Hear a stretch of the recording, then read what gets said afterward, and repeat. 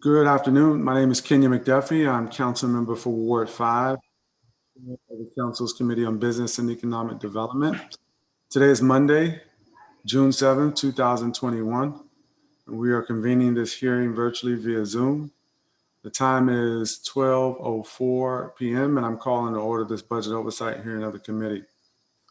Today marks the second of the committee's budget oversight hearings for the fiscal year 2022 budget season. The first budget oversight hearing occurred last Thursday, June 3rd, and the committee heard from public witnesses regarding the agencies within its purview. During the course of that hearing, many witnesses testified about the ravaging effects COVID-19 has had on their lives, their businesses, and the vibrancy of their neighborhoods. Since the first case of the virus was detected in the United States in January of 2020, the disease has affected almost 33 million and killed over 585,000 Americans, including 1,135 Washingtonians. In that same vein, over 375 brick and mortar businesses have temporarily or permanently closed in our city. The fiscal year 2022 budget reflects unprecedented aid from federal government. The district is set to receive $2.3 billion in federal stimulus from the American Rescue Plan Act, including $755 million that the city was denied from the CARES Act under the Trump administration. In a recent budget briefing, the mayor stated that much of this federal aid would be accounted for in her $17.5 billion proposed budget.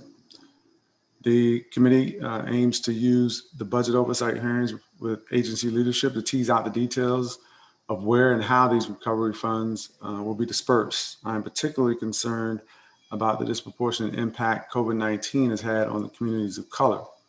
The pandemic illuminated systemic racism and economic insecurity that have long afflicted Black and brown residents in our city. In particular, low-income Black and brown residents face higher rates of infection, hospitalization, death, unemployment, and also a lack of access to necessities like food, housing, and healthcare. As we recover, the council must pass a budget that funds programs and initiatives intended to strengthen our safety net for those most in need and address the racial and economic inequities that have long plagued people across our city. Today, we're going to hear from government witnesses from the following agencies: the Public Service Commission, the Office of People's Counsel, and the Alcoholic Beverage Regulation Administration.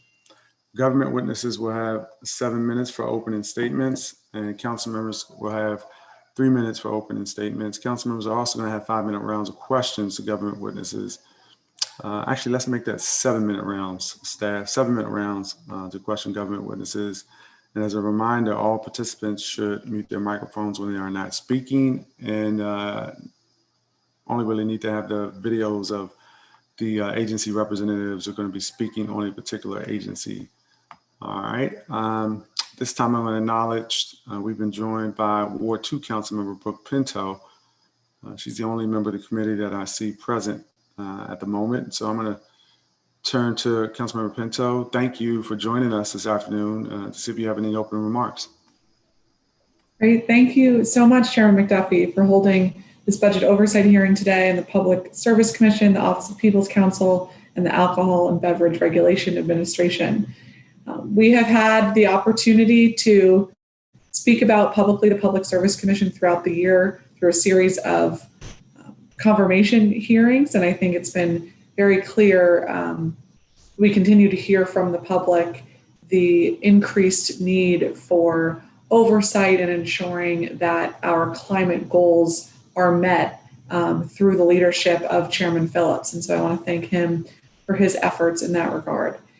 I am looking forward to speaking today as well with Director Musali about what his team needs at ABRA to best support our restaurants and bars and medical cannabis businesses as the city begins to reopen. I've been very impressed by Director Musali's commitment to helping our restaurants during the pandemic and his agency's flexibility and creativity while implementing streeteries, which are extremely beneficial not only for our restaurants, but we continue to hear such positive feedback throughout the community for residents who really enjoy and rely upon these spaces. Streeteries are one of the few bright spots throughout the pandemic and are thrilled that they are here to stay. They benefit our restaurants, bars, and they make our neighborhoods more walkable and our main streets more lively and more welcoming. So very interested to learn more about what resources ABRA needs in the FY 2022 budget to implement this program most fairly and sustainably. So thank you very much, Mr. Chairman. And thank you, Councilmember Pinto. The first agency we're going to hear from this afternoon is the Public Service Commission. And the Public Service Commission has a mission to serve the public interest by ensuring that financially healthy electric, natural gas, and telecommunications companies provide safe, reliable, and quality utility services at reasonable rates for district residential, business, and government customers. The Public Service Commission's proposed fiscal year 2022 operating budget is approximately $18 million, which is a 2.8% increase from the fiscal year 2021 approved operating budget of $17.5 million. The PSC's budget is mostly comprised of special purpose revenue funds. The agency has budgeted for 90 full-time equivalents, or FTEs, which reflects no change from its fiscal year 2021 budget. With that, I'd like to turn to Chairman Phillips. And again, good afternoon to you, Mr. Chairman, and you can begin with your testimony. Good afternoon, Chairman McDuffie. I'm Willie L. Phillips, Chairman of the Public Service Commission. I'm pleased to appear before you today to provide testimony for the Mayor's fiscal year 2022 budget request for the Commission. For FY 2022, the Commission has requested and the Mayor has proposed a gross budget of approximately $18 million and 90 full-time equivalent positions. This represents an increase of only 2.8% over the FY 2021 budget of $17.54 million. We're seeking no new positions in FY 2022. The proposed FY 2022 budget includes no local funds, 17.45 in special purpose revenues or OTIPE funds, $581,000 in federal grants for pipeline safety and damage inspections, and $14,000 in private donations. Special purpose revenue remains the funding source for about 97% of the Commission's budget. Pursuant to DC Code, this revenue comes from assessments made upon PEPCO, Washington Gas, Verizon, and competitive electric and natural gas and telecommunications service providers licensed by the Commission. Each year, we manage the budget so as to have a fund balance, which is carried over from year to year and is used for special purposes, such as to fund a move to new offices as we did in 2015. We usually credit most of the fund balance to companies whom we assess in the upcoming year. For FY 2021 assessment cycle, we shall credit the companies a total of $1.2 million. We will ask the companies to apply the credit to their arrearage management programs so as to give additional assistance to district consumers during the pandemic. The remainder, $250,000, we expect to credit to the companies in the 2022 assessment cycle as reflected in our FY 2020 proposed budget. We currently have 10 vacancies, but we happily no longer have a missing commissioner. Commissioner Emil Thompson joined us in spring, and we are happy to welcome him, although even virtually. Many of our vacancies are hard to fill positions, such as environmental economists. We are working hard, however, to fill those vacancies as quickly as we can. Commission initiatives. In FY 2021, the Commission engaged in several important initiatives that we intend to continue in 2022. First, and I know, Mr. Chairman, you are particularly interested in this, we launched an initiative to increase our professional procurements that are awarded to certified business enterprises.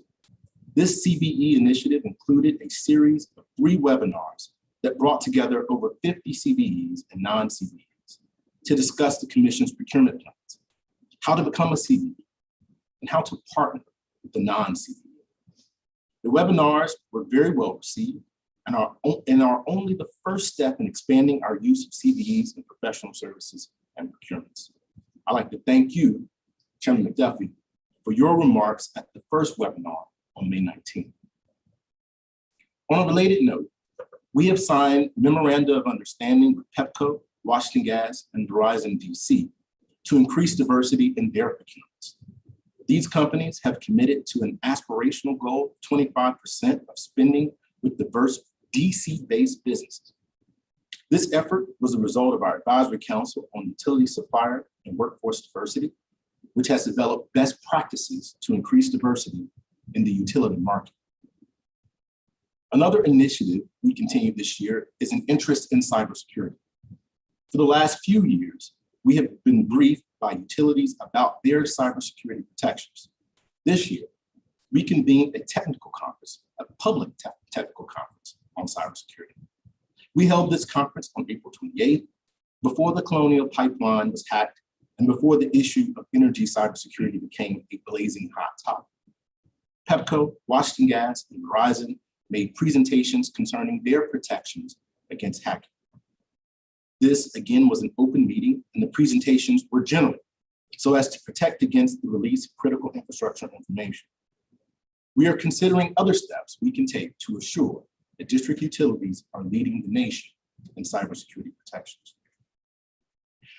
For the last 16 months, we have been working hard to lighten the burden caused by COVID-19 on district ratepayers. There is a moratorium on disconnections for non-payment until the public health emergency is over. But we recognize that some residents will be faced with bills from PEPCO and WGL that they simply will not be able to pay. To help these customers, we recently increased the income eligibility threshold for our utility discount programs. This will allow more tax ratepayers to take advantage of the Residential Aid Discount, or RAD, program by PEPCO and Residential Essential Service Program, or RES, by WGL. PEPCO and WGL estimate that an additional 9,900 RAD and 3,100 RES customers would benefit from these programs due to the expansion. We also recently expanded the minimum term and enrollment period for deferred payment programs for residential customers, and we extended the notice period for disconnections from 15 days to 45 days. I'll also note that we've engaged in a strategic partnership with other DC agencies called Here to Help DC. Our objective is to inform citizens of programs available to them to help alleviate difficulties caused by the pandemic. The last topic I'd like to address quickly, and I see my time is running short. This is clean energy. You can use as much time on your statement as you need. Thank you. Most importantly, we continue to focus on responsibilities under the Clean Energy Omnibus Amendment Act of 2018. First, last week, we adopted a decision in the most recent PEPCO rate case, formal case number 1156. In that case, we approved an enhanced multi-year rate plan, or EMRP as it's called, that is accompanied by 4 initial Clean Energy Act performance incentive mechanisms. These are PIMs. We believe that a properly structured PIM system will foster PEPCO's efforts in helping the district achieve its climate and clean energy goals. Second, we continue to support and encourage a robust environment for renewable energy projects. As shown in our 2021 annual RPS report, there are currently 11,402 solar energy systems eligible to meet the district's solar RPS requirement, of which 8,661 are located in the district. We also have 164 fully operational community renewable energy facilities, or CREFs, in the district, which account for a total of almost 20 megawatts. This demonstrates remarkable growth in CREFs. At the end of 2019, I want to underscore this, at the end of 2019, we had 12 operational CREFs in the district. By 2020, there were 137. That means that in the first 4 months of 2021, we have certified 27 operational CREFs. We are justifiably proud of this achievement, which is attributable in part to our streamlined application process. Third, the district has become the first jurisdiction in the Mid-Atlantic area to acquire a portion of the electricity used in the PEPCO default service program through a long-term renewable energy PPA. By integrating the renewable energy PPA into PEPCO's default service program, we will advance greenhouse gas reduction goals of the district while promoting the construction of new renewable energy facilities in PJM. Finally, last week, we adopted a decision in formal case number 1167, which is concerned with the implementation of electric and natural gas climate change proposals. There are 4 important aspects of this decision that I want to very quickly hit before we move on. First, as you know, AltaGas and WGL filed a climate business plan in March of 2020 to comply with the condition of the AltaGas-WGL merger. The climate business plan provided that AltaGas and WGL would give a high-level view.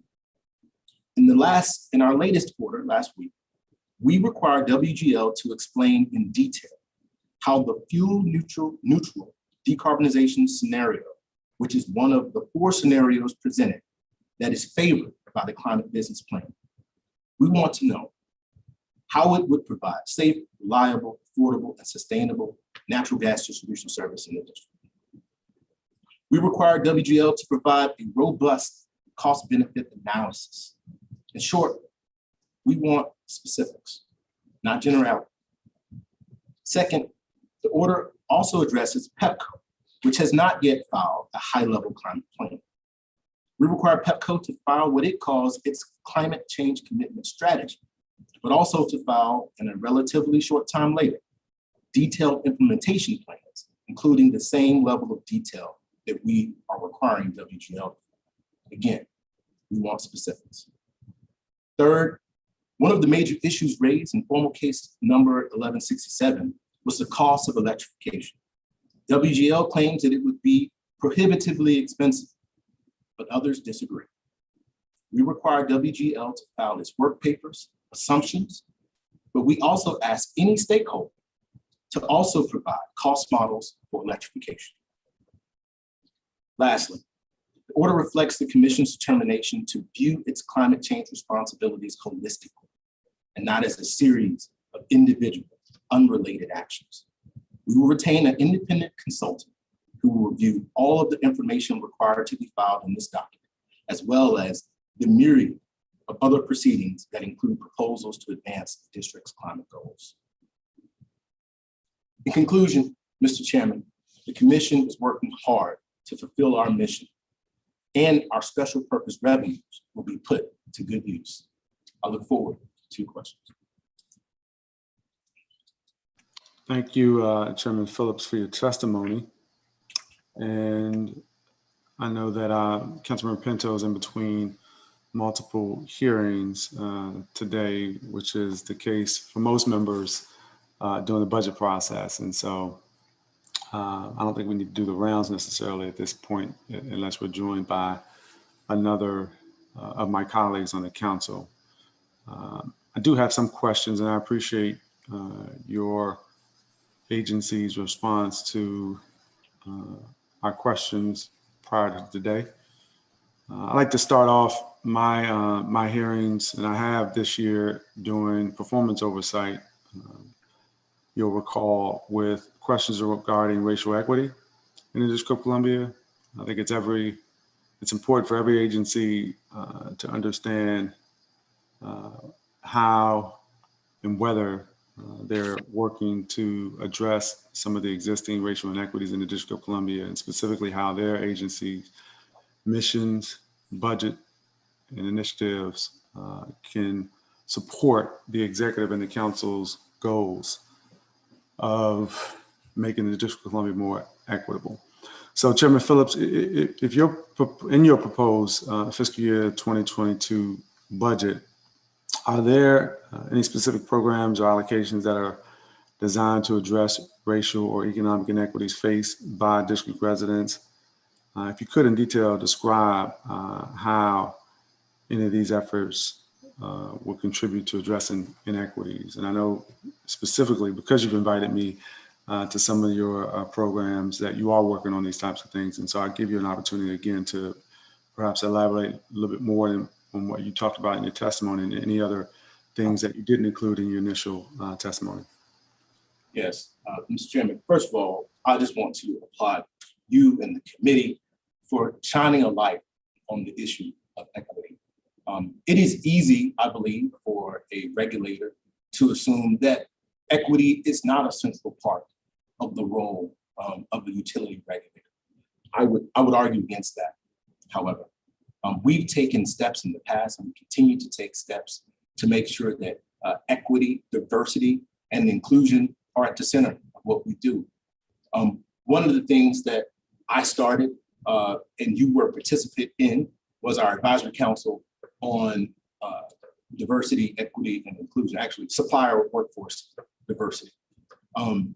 This advisory council, it is, I believe, one of the most significant things that we can do. I'll tell you this, utilities in the District of Columbia, they look to spend multiple $billions in the next 10 years on infrastructure investment. If just 25% of that investment went to underserved communities, went to utility contractors and companies that provide services for utilities, you will be able to change, I believe, whole families, whole communities. You'll be able to change the outlook for the rest of their lives. And this is something that is well within our power. And so we set out with our advisory council to come up with best standards and practices that our utilities can use. We've published those standards, and we've gone about implementing. We have a MOU, as I mentioned, a new MOU with all of our utilities, targeting 25% diversity spend in the District of Columbia. We will also now, going forward, have an annual hearing on the progress of the utilities to achieve those goals. We also will continue to do everything that we can in our budget to work with certified business enterprises, and not just to work with them on basic services, which we often have done in the past. I'm focused on professional services. I'm talking about accounting, engineering, lawyers, communications professionals. These are the folks who we're seeking out to work with in the District of Columbia.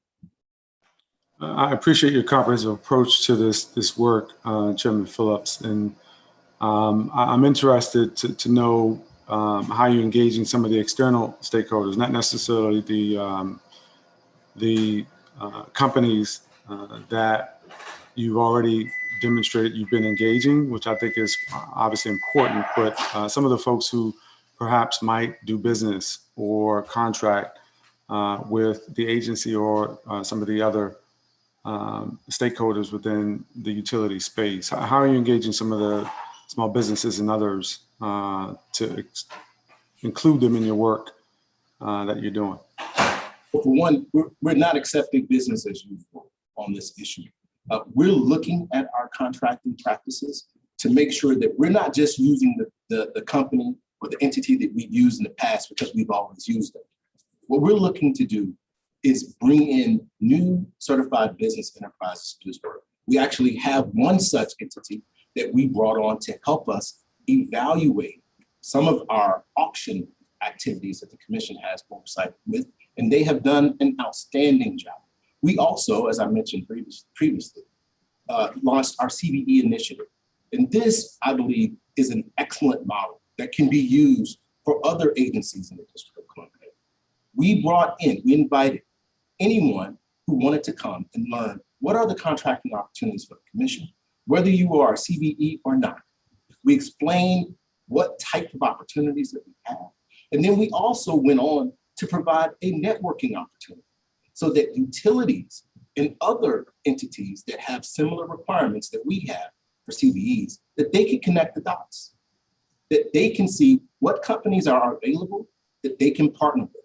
Another thing that we're looking at is we're looking to work with some of our primary contractors to see if we can develop a program so that they can subcontract with CBEs to do a portion of the work. We recently did this when we issued an RFP for a consultant to come in and do some work for the commission. This is to review distributed energy resources and how they can be integrated into the system for PEPCO. We required that 63% of that work be done by CBEs. Okay. I appreciate that. I also appreciate your earlier answer about how you're engaging on professional services as well, which is something that is a priority for the committee. and we like to see more agencies do what you're doing in terms of engaging those professional service or businesses as well. So I'm going to move on to some of the general questions, more specifically about the budget for the Public Service Commission at this time.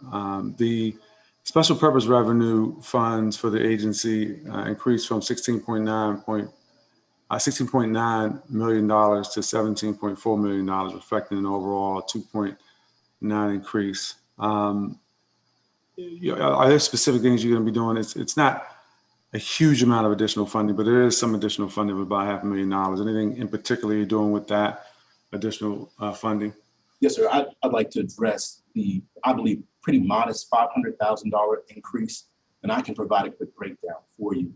Of that, 364,000 are for fixed or personal cost changes. 352,000. This is a net increase in rent, which also includes a $21,000 decrease in our occupancy. The rent increase, breaking that down further, includes about $170,000 for the newly acquired space on the 10th floor. As you may recall, at the beginning of the pandemic, there was space within our building that was pretty much built out that became available. The commission took the opportunity to acquire that space so that we can do greater outreach programs, that we can have multiple hearings at the same time.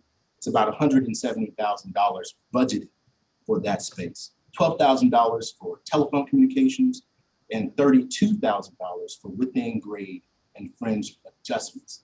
I'll also note that about $100,000 are for other non-personal services.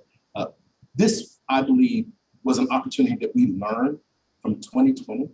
And we realized that even though we are an agency that is a retail agency and that we're on the ground, we're out in the community. That's how we connect with ratepayers. That's how we connect with consumers. We're at cookouts, we're at churches, we're at senior meetings. However, during the pandemic, we really weren't able to effectively do that the way that the commission had in the past. And so we took a pivot and we began to do more stuff like this. We also look for opportunities for strategic advertisement and communications with our consumers to let them know what types of programs are available. We also partner with our sister agencies like the Office of People's Counsel on Here to Help DC to communicate with folks. And I'll say this, even though we were able to pivot, I believe, excellently to not have a dip in our services, I'll note this. I believe that the pandemic, in a lot of ways, can be addressed for what could come down the road that could impact our services even more. And so like we were prepared for the pandemic, I want to be prepared for what's coming next. And so we're investing in technology and we're investing in our ability to reach our consumers.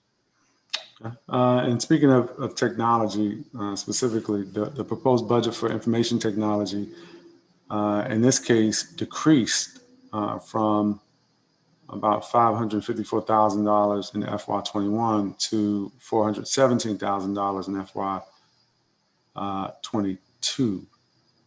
Discuss what that decrease is going to implicate.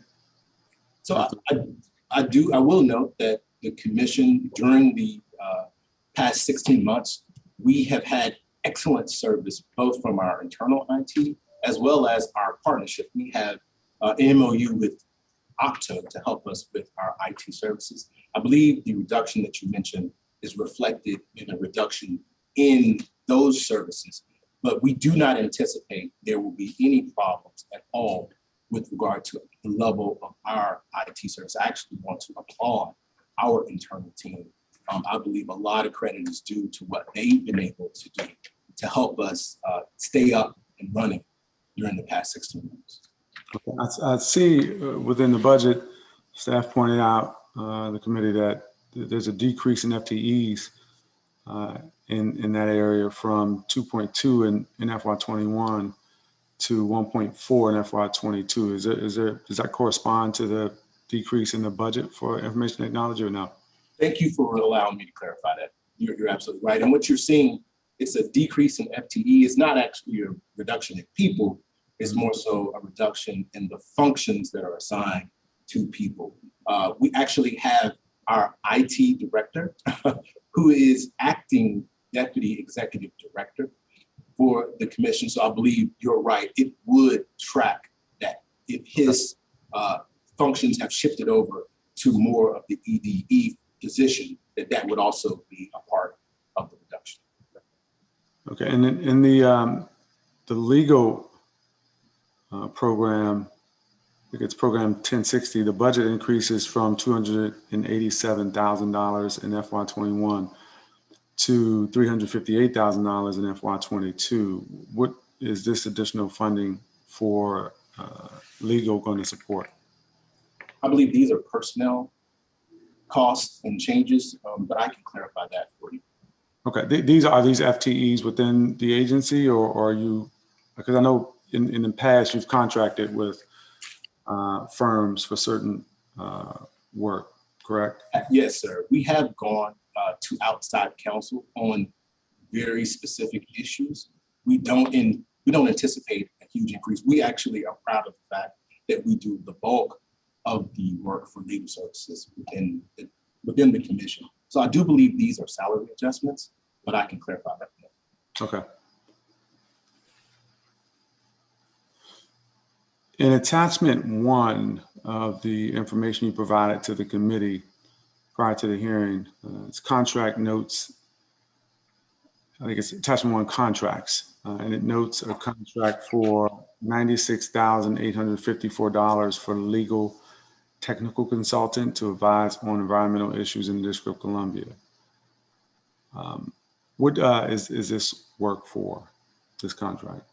This is a consultant that, as I mentioned in my testimony, that we're bringing in to help us evaluate some of the environmental proposals that the commission has before it.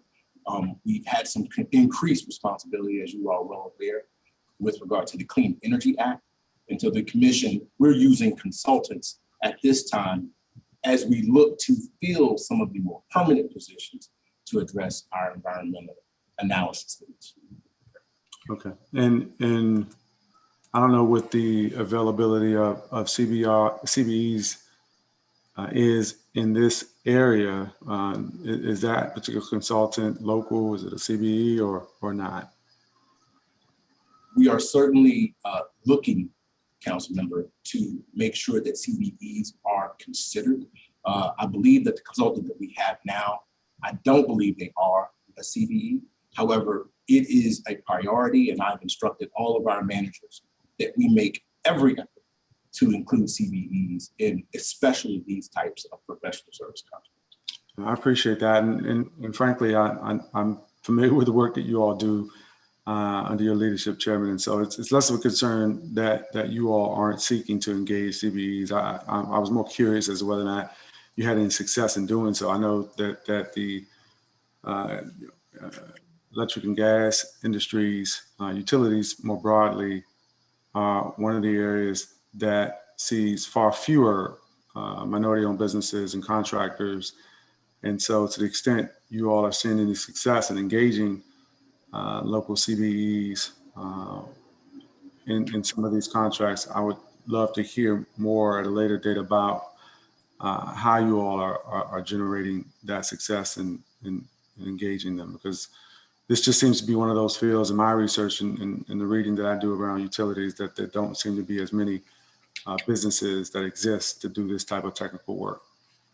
Your instincts are good, Mr. Chairman. We too have seen that it is a bit of a challenge to identify, and quite frankly, there are some, but we are competing with utilities for the same pool of talent. And so, but rest assured, we will leave no stone unturned as we seek to do everything that we can. Okay.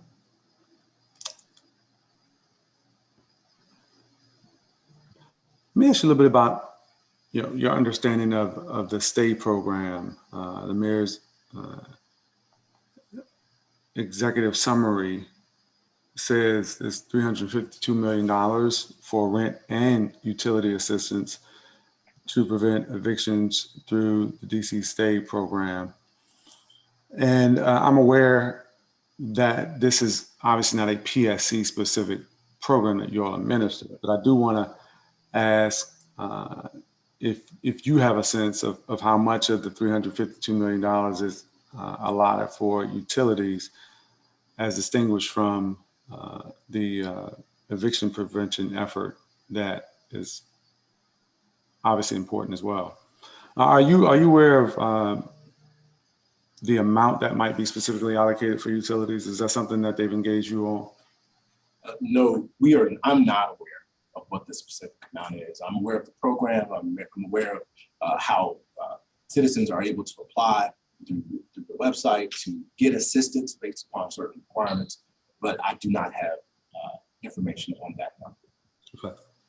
I'll ask, just as I asked you, I'll ask the Office of People's Counsel, just their level of involvement as well. I know one of the challenges has been really communicating to customers, residents, tenants to avail themselves of the state program. And I know there were some earlier challenges with administering the program, but I also know that access to information, generally speaking, is a barrier frequently to the people who are most in need of these types of programs. And so to the extent they are not, I hope that the executive will begin to engage the Public Service Commission and perhaps lean on any channels of communication that you all already have with customers to make sure that they are aware of the utility assistance.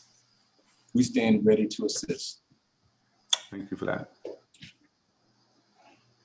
The proposed budget for pipeline safety, which is Program 2000, decreases from $867,000 in FY21 to $840,000 in FY22. It also decreases by 0.2 FTEs. Again, modest decreases, but in the area of pipeline safety, which is extraordinarily important given the work that's occurring in that area. Talk about the reduction, if there's anything that the committee should be aware of with respect to that reduction in the pipeline safety program. Well, first of all, I would note that the pipeline safety program is funded through a federal grant, and that grant amount, although it provides the bulk of the funding for our program, it has not kept pace with the personal services and the salary requirements that we provide in that program.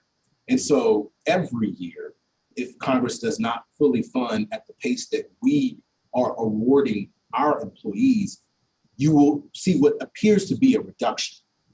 When in actuality, the commission is picking up the balance of that amount out of our own OTIC funding. So it's not an actual reduction in employees. It just appears that way because of the accounting and the level that the grant is funding our program.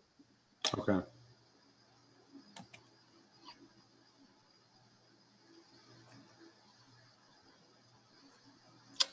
Sure. Discuss some of the additional funding I see in the budget under utility regulation. It's Program 3000. It increases from $8.9 million in FY21 to $9 million in FY22. Are there specific things that are going to be addressed or supported with that additional funding? This also increases the FTE by 1. I believe this is related to our consumer outreach programming, and I talked about the pivot that we're making to invest. I believe this is part of that amount that you see on the utility program. Okay. In your statement, you indicated, I believe, that you currently have, was it 10 vacancies or 11? We have 10. We recently made progress since we submitted our responses to the committee. In the past week, we actually hired an executive assistant for Councilmember Thompson. I would put our vacancies actually in 3 buckets. We have those that are either filled, like the executive assistant, or will soon to be filled. That's about 3 positions. And we have our hard to fill positions that we're trying desperately to fill. That includes things like our sustainability officer, as well as our 2 environmental economists. And there's a third bucket that I would put this in the whole bucket. And as much as it pains me to come to you at a budget hearing and say that we're holding up positions, the one thing that as a manager and as a leader of the commission, I want to make sure that what we've learned during the pandemic, that is reflected in how we move forward in our personnel. We learned that there are some things and some functions, not people, but functions that we need to look at closely. And so I'm holding about 4 of these vacancies while the commission evaluates what exactly our programs will look like post-pandemic. So those are the 3 buckets. We're still, as I mentioned, in competition with our utilities and other stakeholders in the District of Columbia to fill some of these just very challenging positions. I'll make one more comment about that. We actually had one candidate recently go through 3 rounds of interviews, get an offer, and then at the last minute, take another more competitive offer. This is something that happens to us, unfortunately, pretty frequently. Okay. So you've got 10 vacancies currently, working on hiring some. How much, if any, vacancy savings do you have currently? So we recently did a reprogramming for our vacancy savings of about $490,000. We anticipate that we will, if we continue, and I don't believe we'll continue at 10, but we will have some vacancies. We anticipate at least one additional reprogramming this fiscal year. Okay, and you're reprogramming that to what area of your budget? So again, we're using this to do 2 things. One, to address some of the rent escalations that we've seen in our current space, as well as the new space that we have on the 10th floor. And we're also looking to use this for some of our targeted advertisement as we transition from the COVID-19 public health emergency posture to the post-public health emergency posture. Okay. Okay. Is there any, just generally speaking, given the pandemic conditions, any part of your budget, communications or otherwise, that is used specifically to alert customers to any types of programs that are available to them? Is that something that you all have done at all through the PSC? Absolutely. And we are laser focused on this. I want to mention our Office of Consumer Services, as well as our Office of External Affairs. They both work collaboratively together to make sure that we get the word out to different constituencies. Recently, and this is based on feedback from folks on the committee, we've had some targeted communications and outreach for some of our Hispanic and Latino ratepayers and consumers in the District of Columbia because they weren't getting the message. We've also looked at social media. We've really ramped up our ability there. And we're also doing quarterly meetings with ANCs to help to make sure that they're informed about the different initiatives that the commission has ongoing, to make sure that everybody is aware.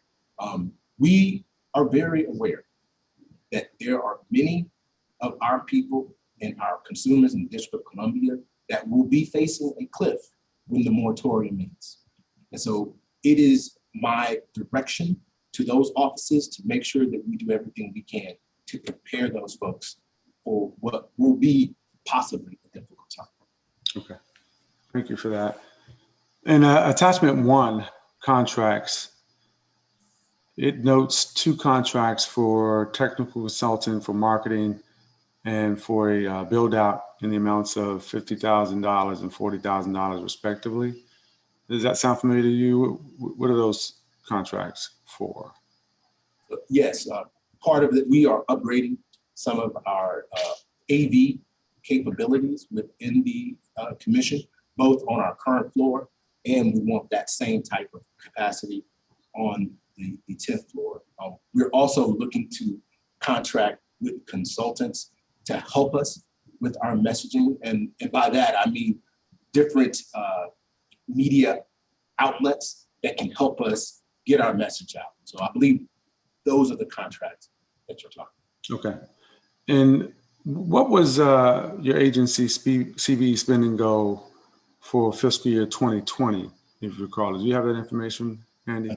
Our goal for 2020 was $691,000. Our actual spending was $942,000, about 136%, 136% of the goal. Okay. And I can give you the numbers for FY 2021 as well. My next question, yeah.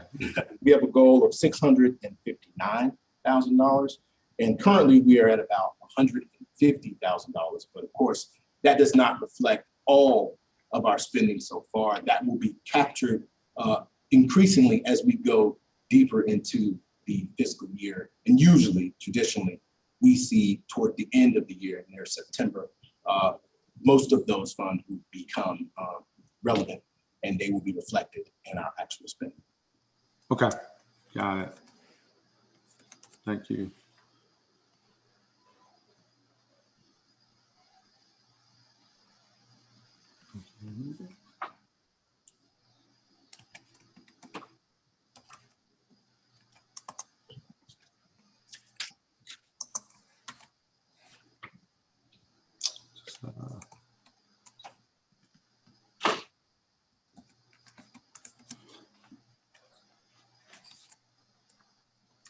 And I am coming to the end of my questions. You mentioned in your testimony that I think it was last week you all approved a rate increase for PEPCO. Can you talk about that rate increase and specifically how it's going to impact consumers?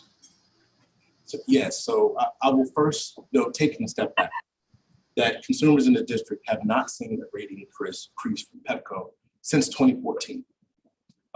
We set out at the beginning of this case to have an 18-month procedural process. That was extended a little bit. And so what we approved was $108 million increase, a gradual increase over the next 3 years. And the point of this is a multi-year rate plan. This is different, again, than business as usual.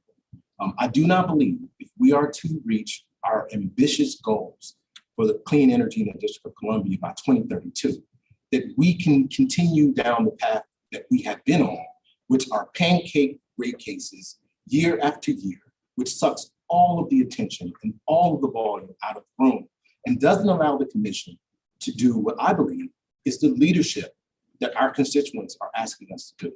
And so with this multi-year plan, the commission has approved a 3-year gradual increase with a process every year to do a true up or a reconciliation of what the company is actually spending.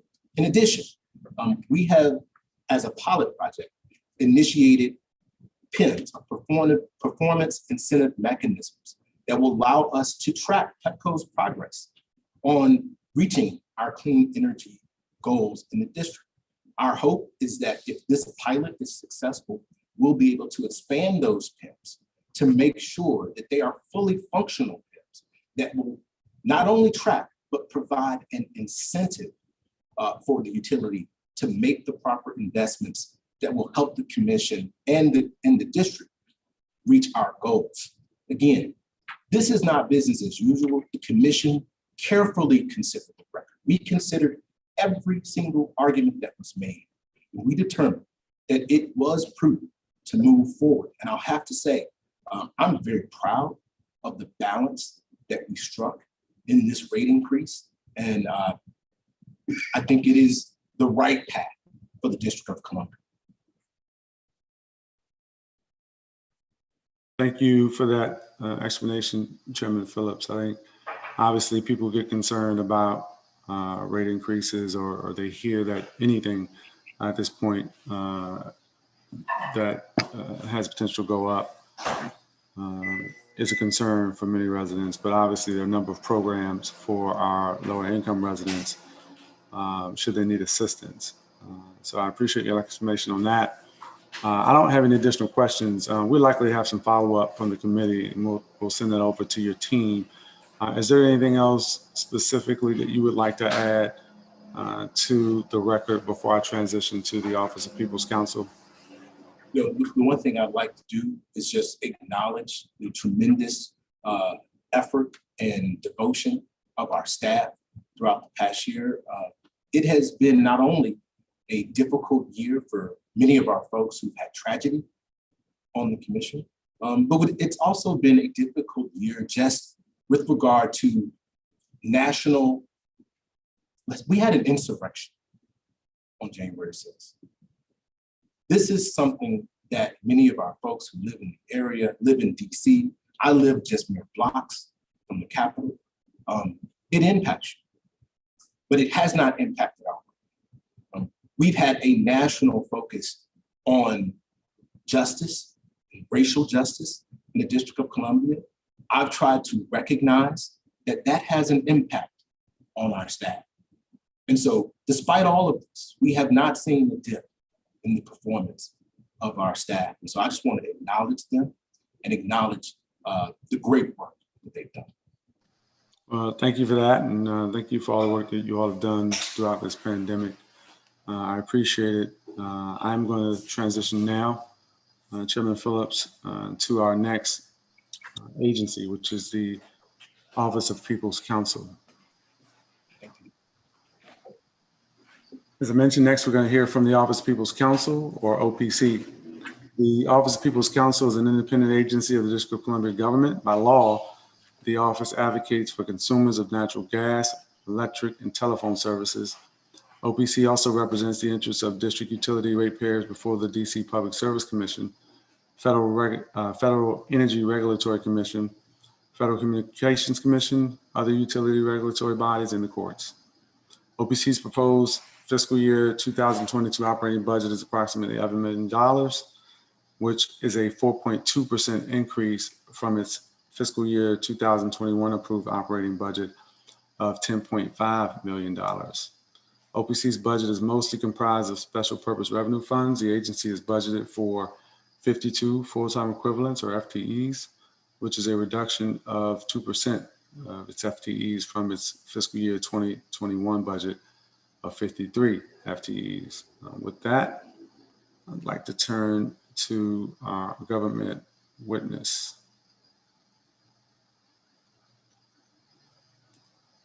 And actually, I don't have my witness list, but I do see Ms. Scoggins is present.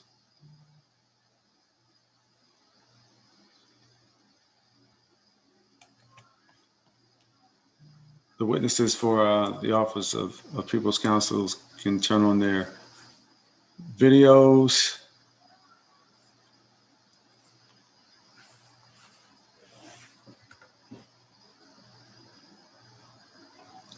Good afternoon. How are you, Ms. Scoggins?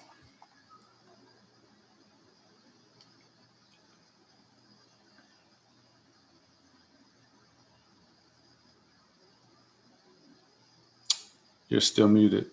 There you go. Okay. Hi, this is Karen Sistrunk, even though it says Gurmeet Scoggins.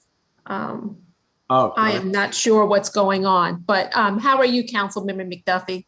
I am doing okay. I appreciate you asking. How are you doing? Good, good.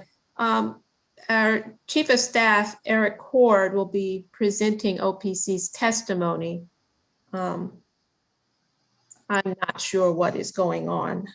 Okay, we'll give it a moment. If you Okay. The person is going to be joining us shortly. I see your name is been updated. I appreciate that. And we'll just give it a moment if you want to. Okay. And just let me know if you understand that they're experiencing any technical difficulties. Issues. Mm-hmm.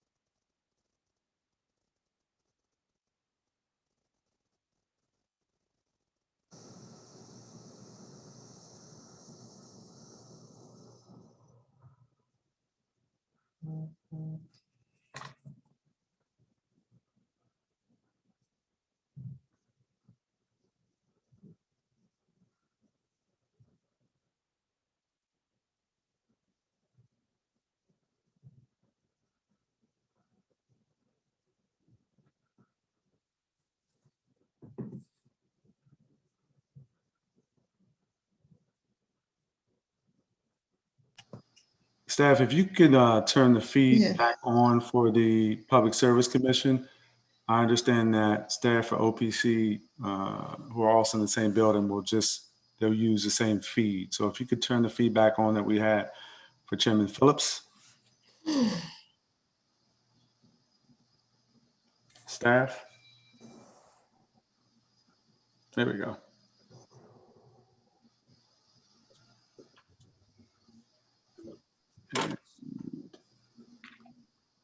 Let's make sure that the person states their name, because again, the title still has Chairman Willie Phillips on it. So good afternoon to both.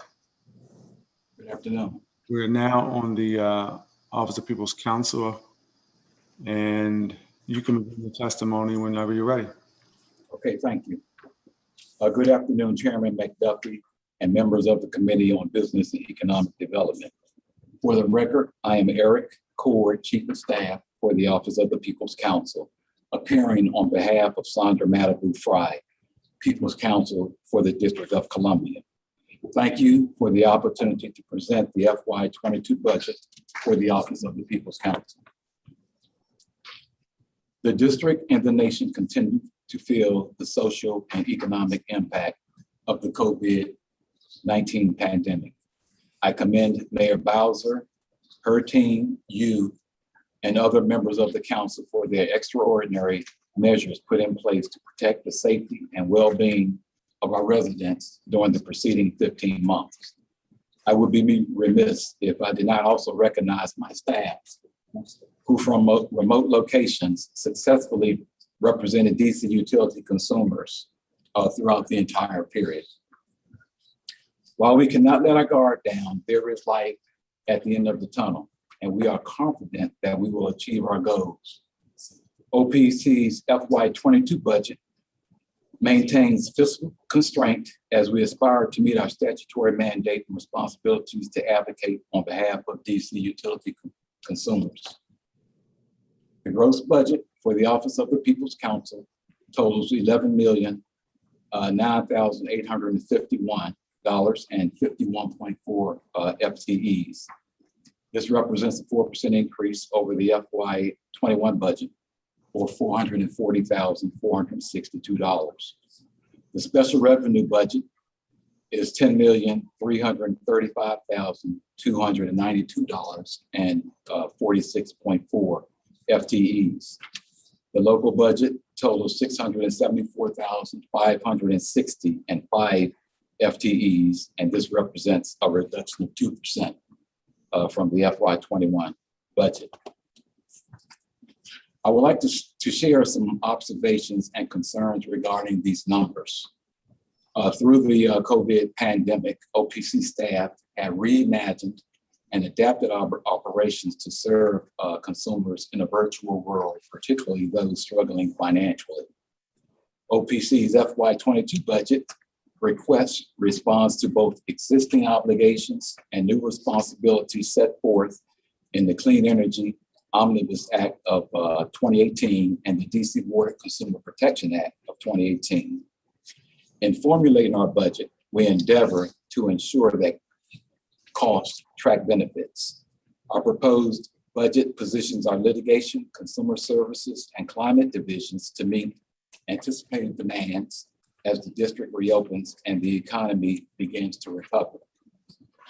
Nonetheless, we anticipate consumers will continue to face challenges with all utility services over the next year as the utility and eviction moratoria are lifted.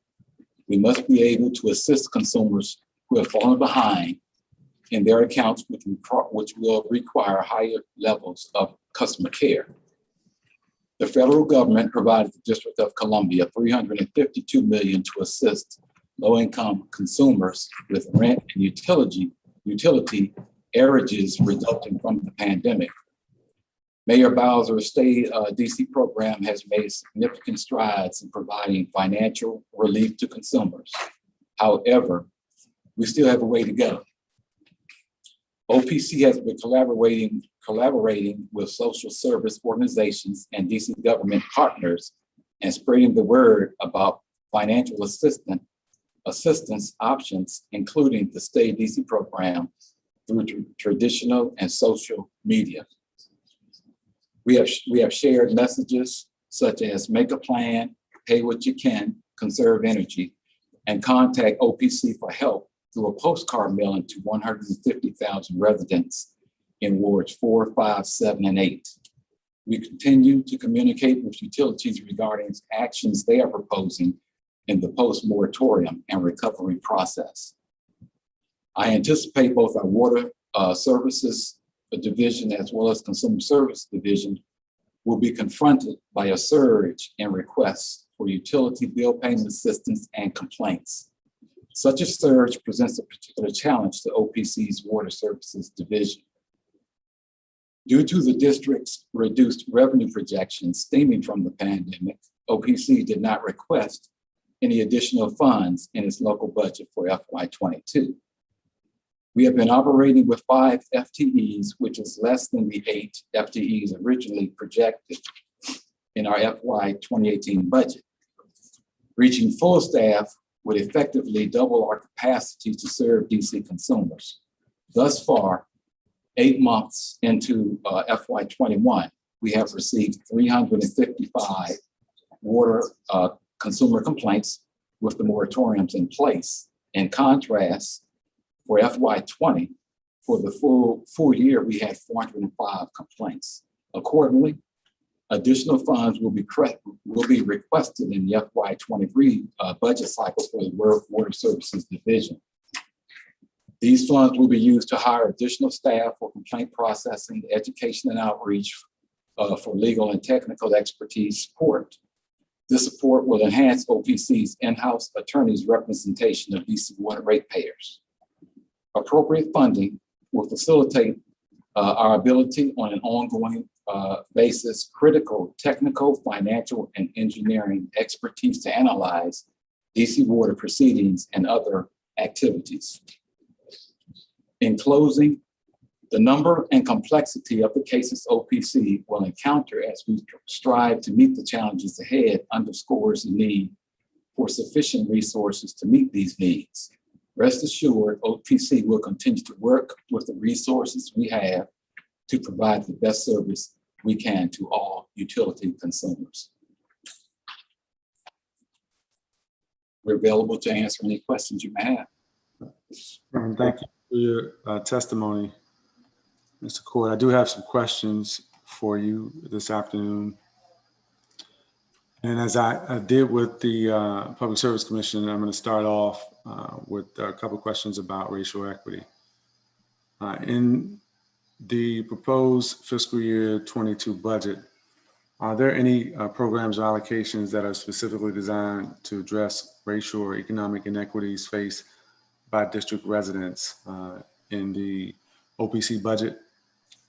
Well, the majority of the work our Consumer Services Division as well as our Water Services Division does is geared towards outreach and education for low income.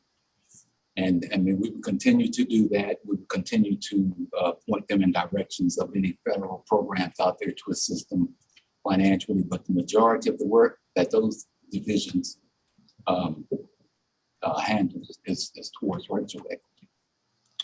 You mentioned in your testimony that OPC did not request any additional funds for FY22 related to water and consumer divisions because of the district's reduced revenue projections. You talked about the amount of consumer complaints that you've received thus far in FY21. Are there any specific things that you all have done in formulating your budget to engage external stakeholders in the budget development process,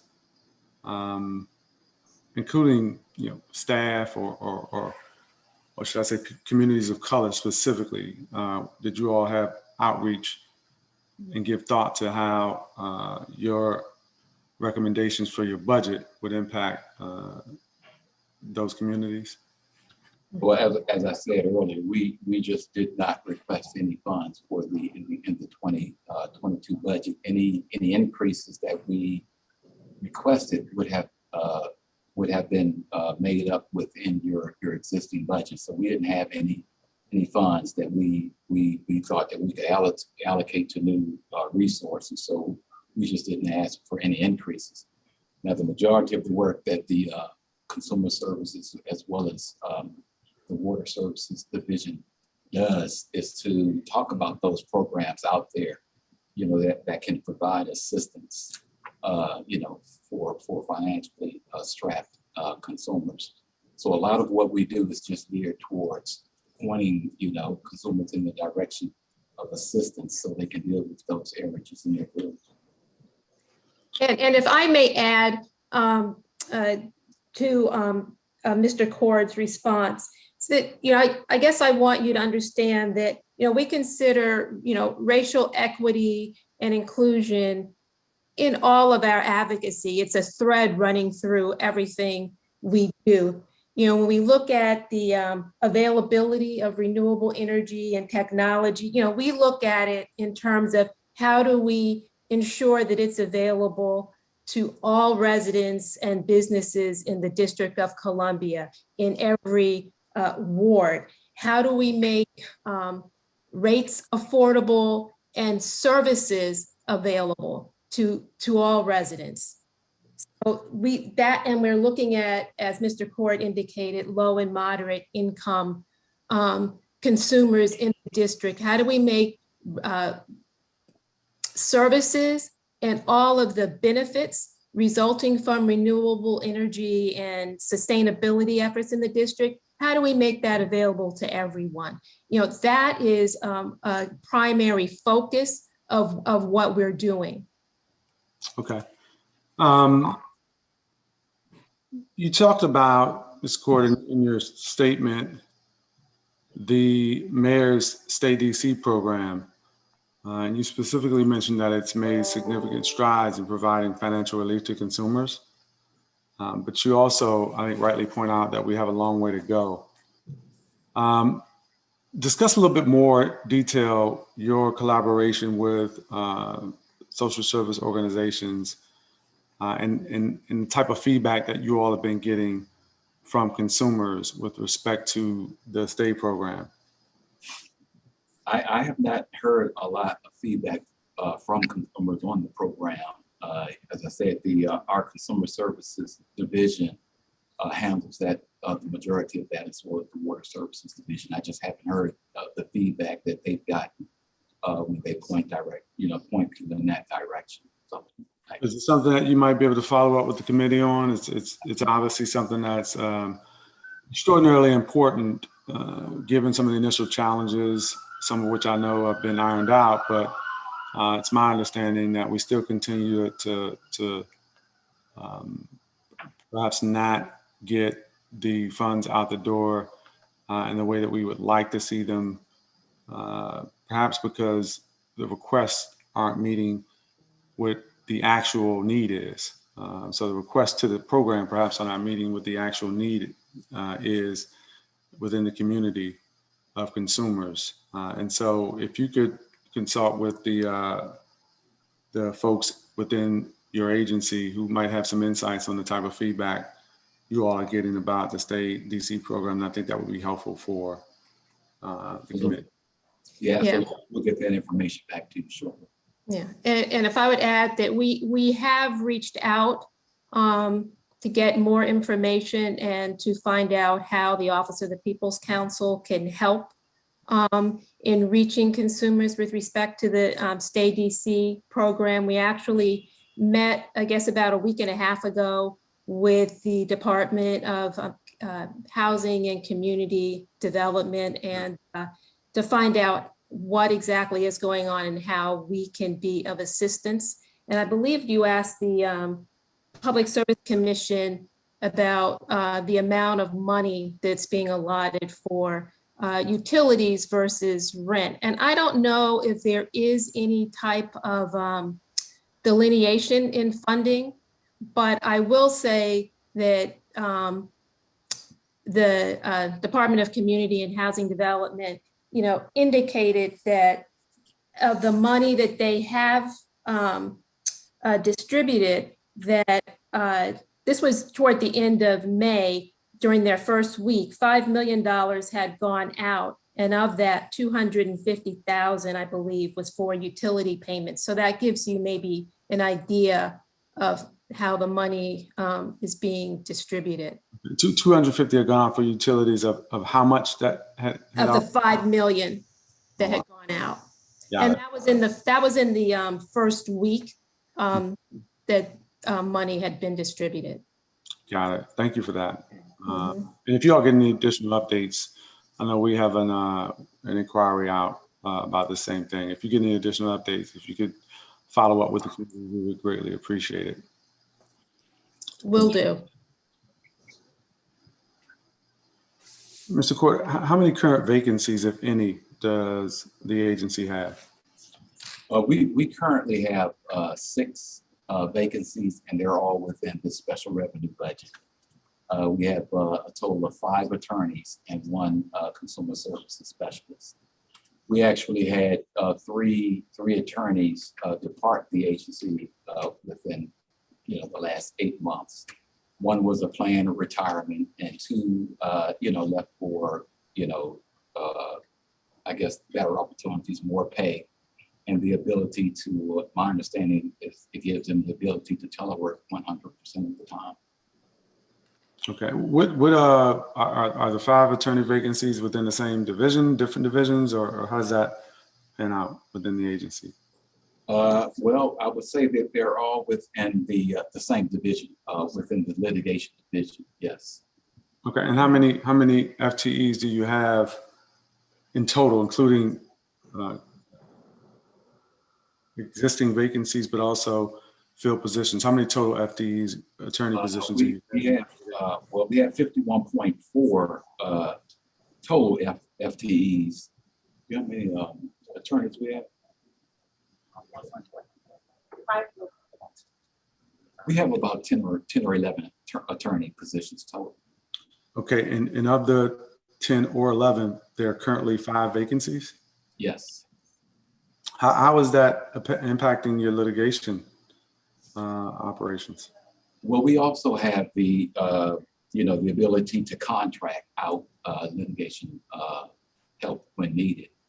Okay. Do you all currently have contracts for legal services? Yes, we do. Okay. You have how many contracts do you currently have for legal services?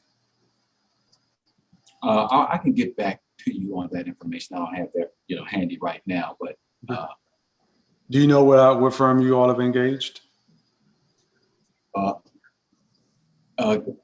If Ms. Grunt can answer that question, that would be.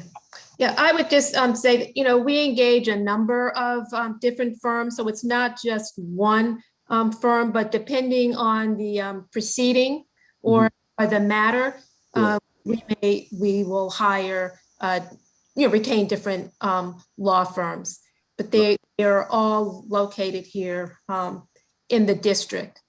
Yeah, I don't know. This has come up in the past. I know we've talked about you all engaging firms for certain types of work. So I am familiar with that. Do you know if the current firm or firms with which you have contracts, whether any of them are CBEs? I knew you were going to ask that question. You know me.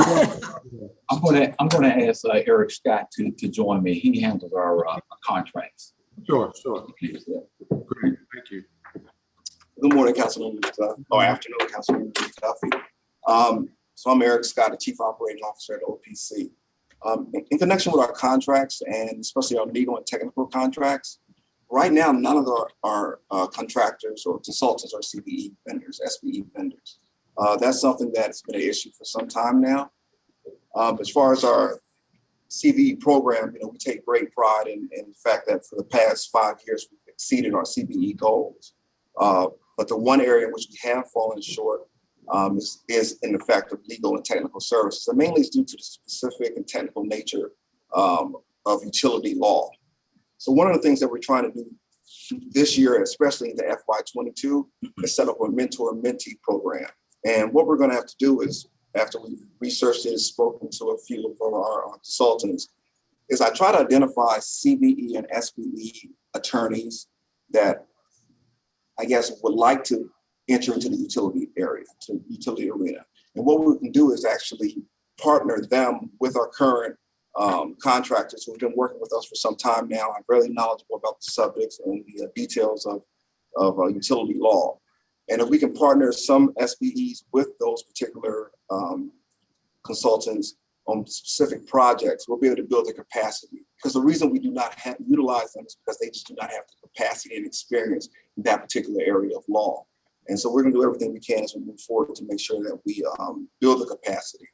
And just briefly, one of the things that we do currently is that anytime we have an RFP for any sort of a matter, no matter what it is, especially legal and technical matters, we'll send that RFP to DSLBD. We'll have them send it out to their CBE roster. And whoever's on the CBE roster who's interested in submitting for that particular procurement, they'll actually contact us. Unfortunately, we haven't had anyone contact us because, once again, it's the capacity matter. So we're working on that. We're definitely going to work with your office as well as with DSLBD as well, to see as we move forward if we can get more and more CBEs, I guess, in a position to work with us, and they feel comfortable working with us as well.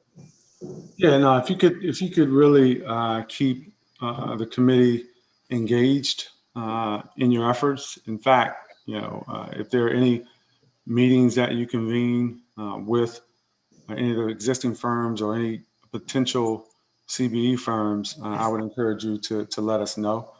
I've worked with the Deputy Mayor for Planning and Economic Development during my tenure as chairman of this committee to try to get them to do more outreach, obviously in a different area of practice around their bond work. There's one CBE firm that they engage, but they have had at least 2 meetings or convenings that I'm aware of where they have done some outreach to CBE firms to let them know about the work and the opportunities, and to the extent necessary to connect them with some of the firms that are already doing the work. And so it sounds like you're on a similar path. And so we'd love to work with you on that and try to make sure that we are leaving no stone unturned. We'll do. Okay, thank you for that. Thank you. So you all have 6 vacancies currently. How much in vacancy savings do you have? Well, we did a reprogramming earlier in the year to transfer lab salary that was in PS down to NPS. So right now, we're not projecting a large number of lab salary up there, and we intend on filling those positions. By the end of the year, we have 3 or 4, in the pipeline, that we need to make decisions on. Mm-hmm. So we'll be filling those. Our goal is to fill all of those positions by the end of the year. Okay. So any salary that we had from those unfilled positions has already been reprogrammed. How much was reprogrammed from salary lapse? I can get that just a minute. Okay. What was that figure on the reprogram?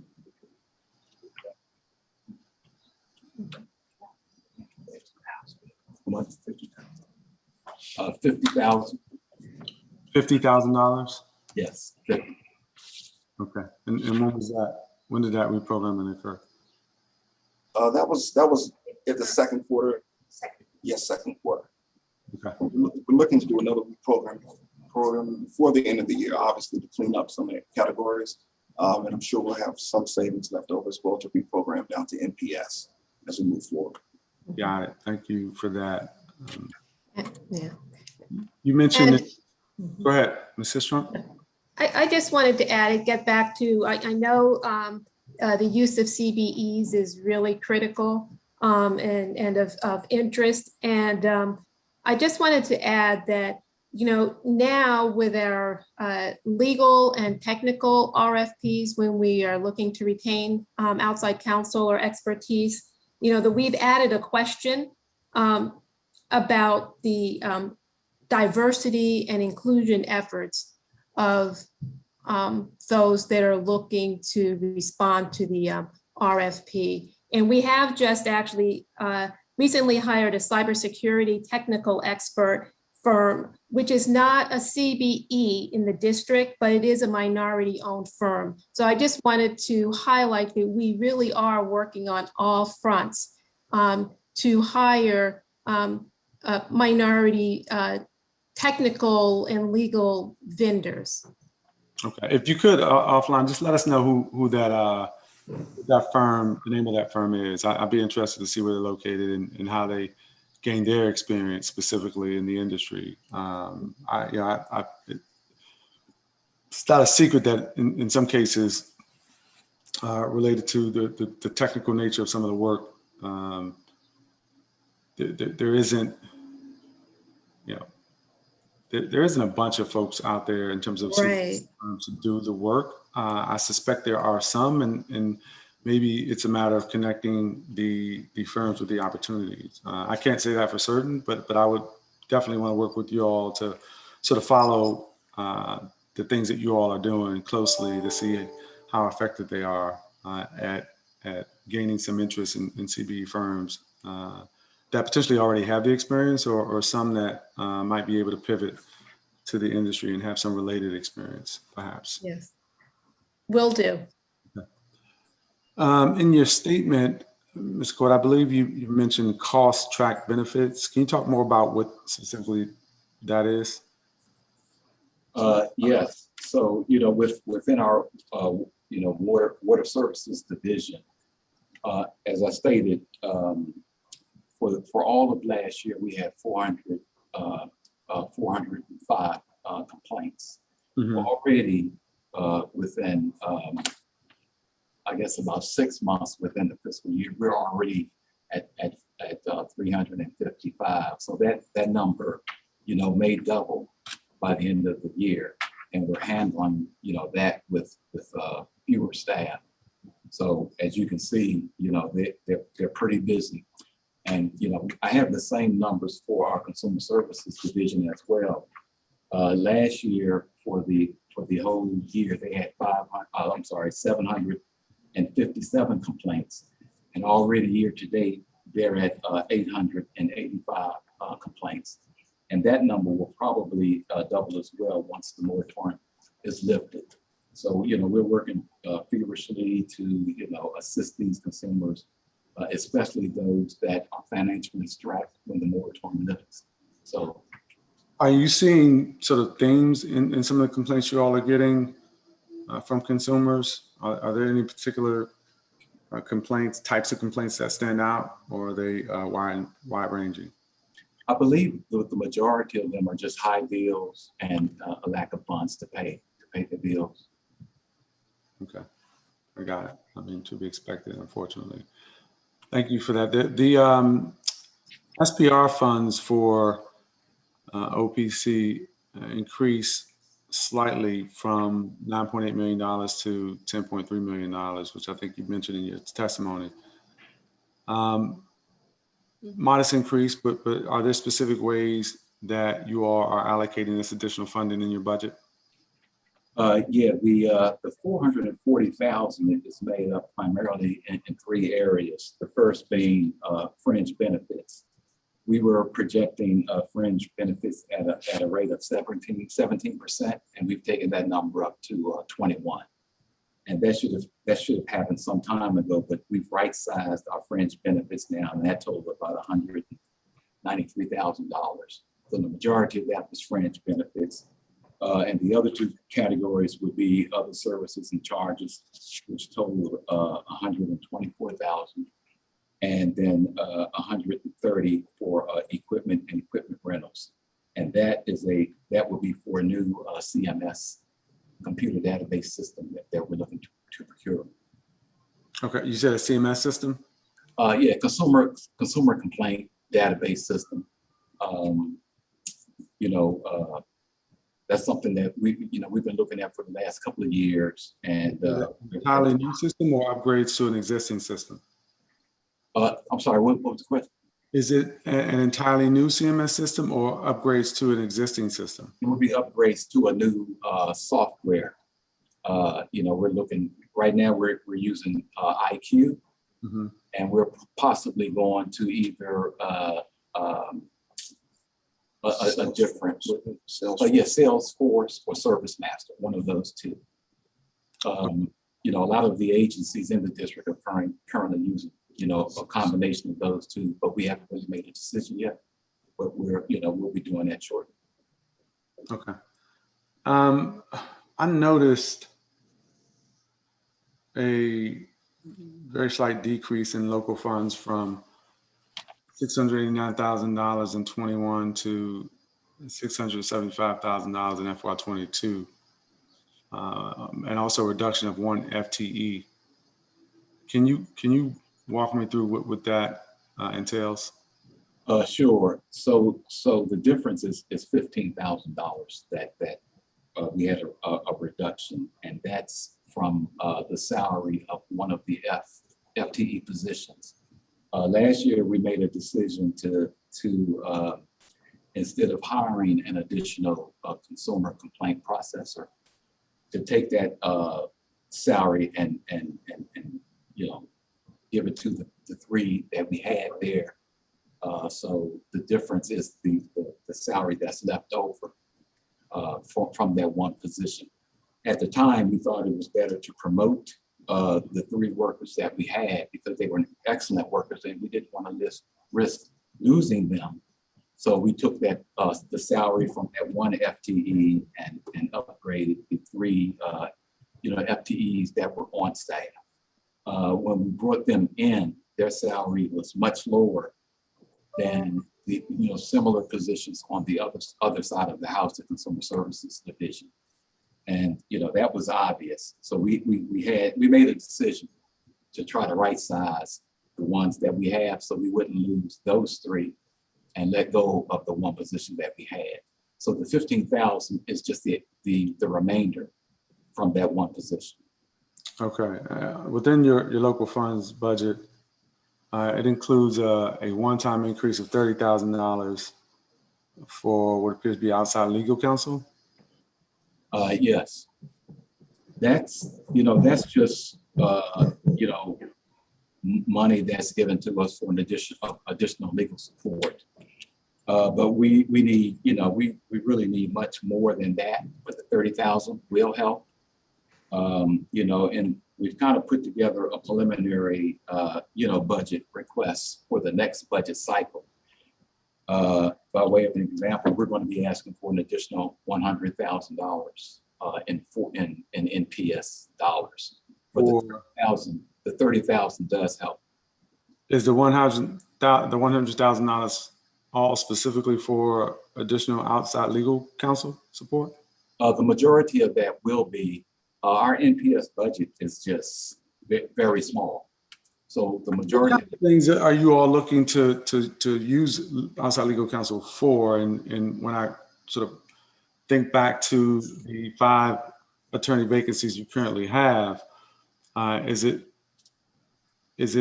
there any potential cost savings in hiring internally as opposed to contracting out for legal counsel?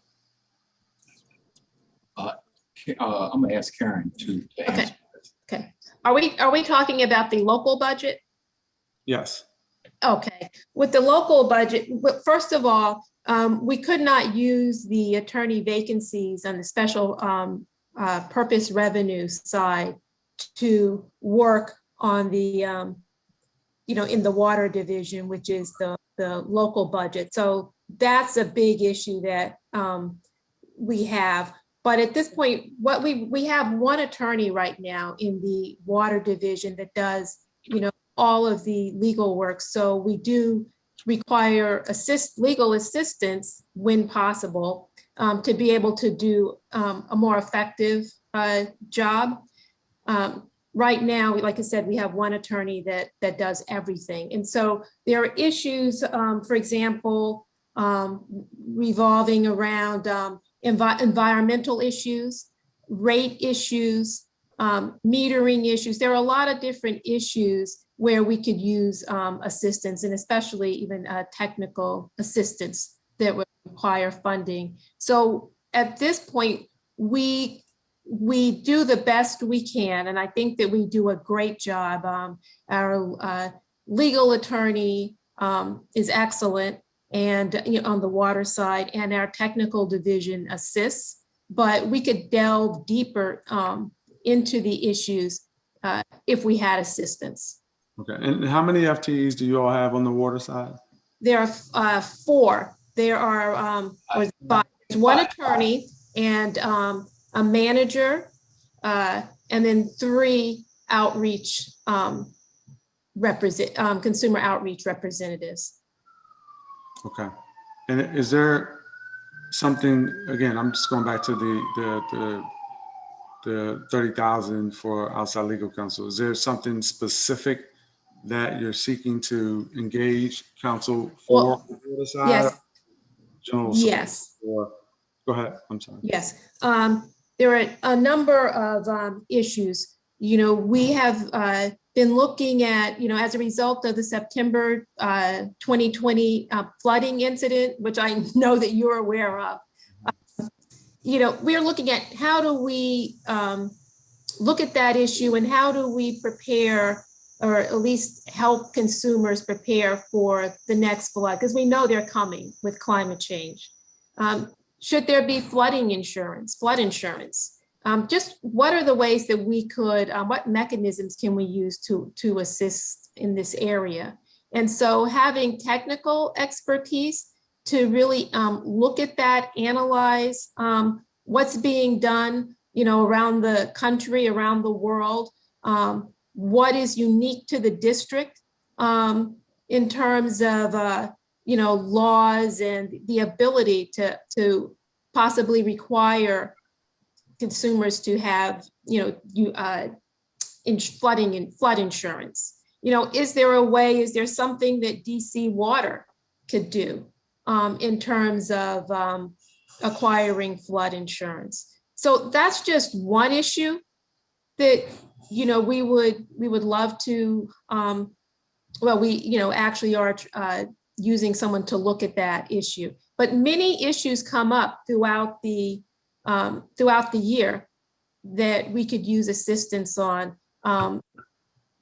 As I said, we will address an issue, but I personally feel that we could delve deeper if we had expertise. Got it. Okay. The proposed budget and non-personal services for the regular pay category, which is CSG 11, increases from $6,040,000 in FY21 to $6,154,000 in FY22. Yeah, that I believe what happened there, we had 2 term employees, that moved up to the continuing full-time category. So if you look under regular pay other, you see a minus 13, and it just increased up to the 114. So that is the reduction in the FTE was the reduction in 2, you said part-time? It was 2 temporary positions that were converted to regular full-time. Okay. There's no loss in FTEs. It's just movement of money.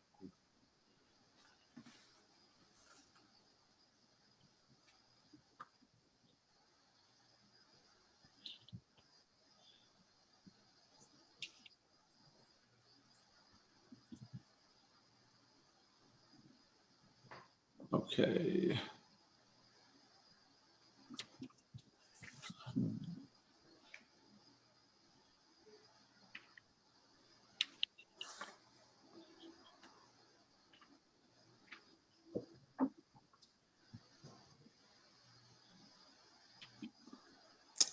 The budget for information technology, which is program 1040, increases from $413,000 in FY21 to $554,000 in FY22, this should say, which reflects a $141,000 or so increase. What's that increase for specifically? I think those are salary adjustments as well. No, primarily that was for the CMS as far as the information technology. Are you saying equipment and rentals or IT? Which one are you looking at? This is for information technology. This is program 1040. This is in table 4. Yes. Yes. I'm not sure what table it is. Yeah.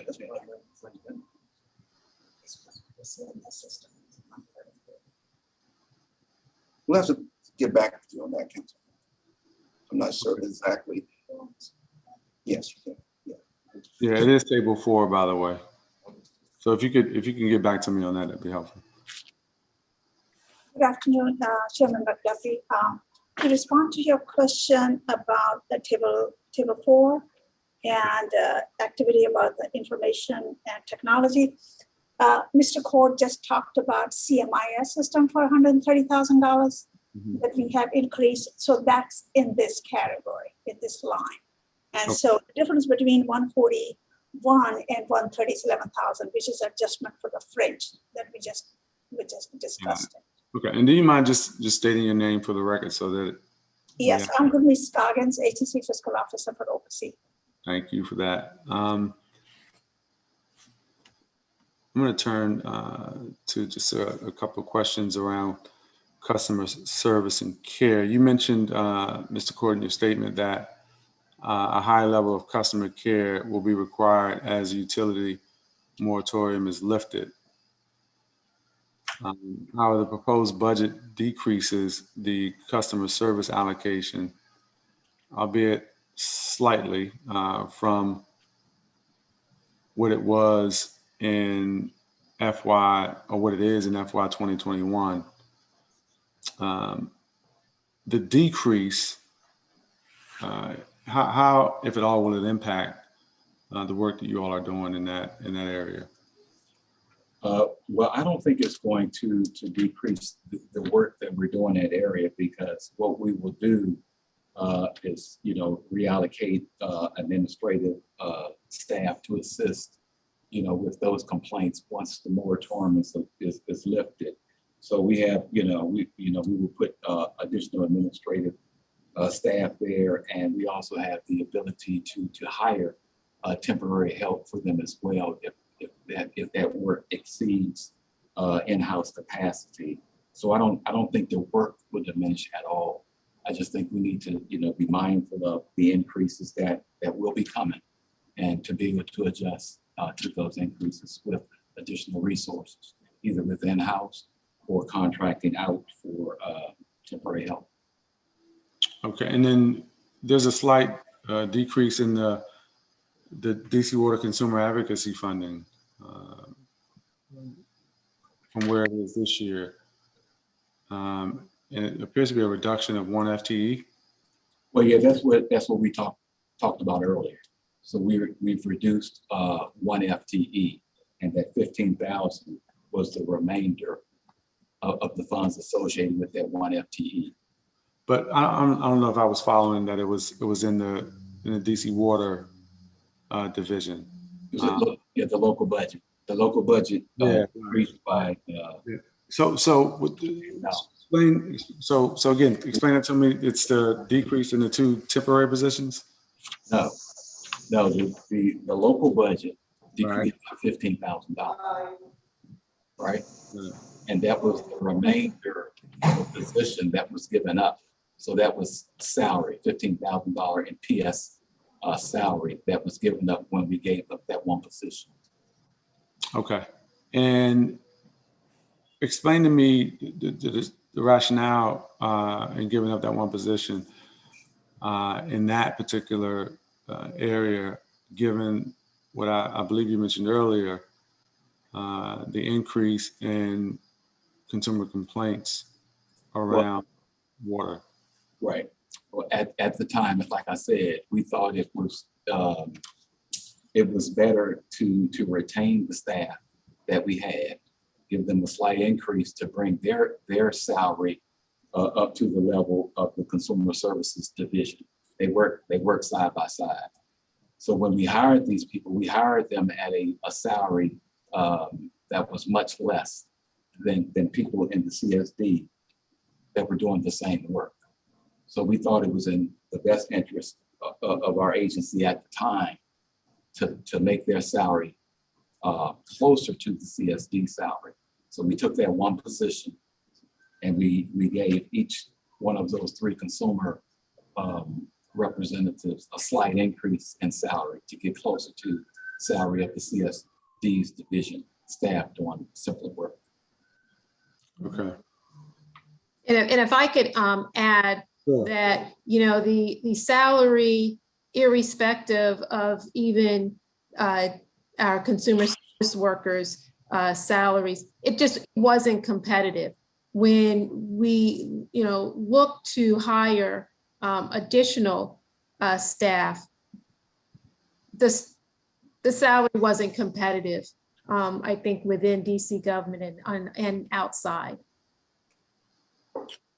Okay, let me try to reconcile this then, because you know when I hear what you're stating now, and then sort of juxtapose that with what you're saying in your testimony, where you anticipate, and I'm getting this from your testimony, both your water consumer services division will be confronted by a surge in requests for utility bill payment assistance and complaints. And such a surge presents a particular challenge to OPC's water services division. You have a challenge of competitive salaries, which, you know, I don't want to state, because obviously that can be a very important issue that you have to deal with your staff. But there was also not a request for additional funds in the local budget for FY22. Now,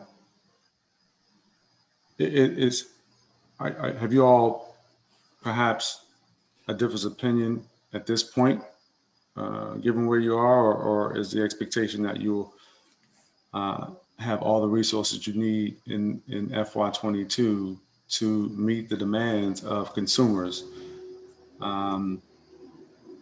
as we reopen and recover from the pandemic? Right. I think, you know, if I'm not mistaken, I think the decision to use that one FTE salary was made before the pandemic actually hit us. Knowing what we know now, we probably may have, you know, done it a little differently. But at the time, we made the best decision that we thought, you know, that we could make. And that was to reallocate that salary. We will not have a diminished effort in addressing these consumer complaints. As I said, we will reallocate administrative staff that we have within the office, as well as hire temporary support to address these consumer issues once the moratorium is lifted. So we won't have, you know, any diminished effort in terms of addressing those complaints. Okay.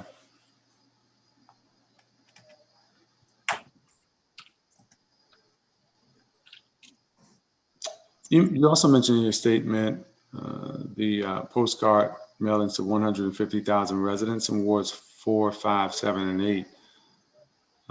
What budget program did that effort come from, and is there a plan to continue similar outreach in FY22?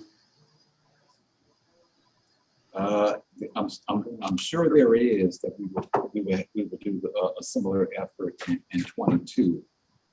As far as the program it came out of, that would have been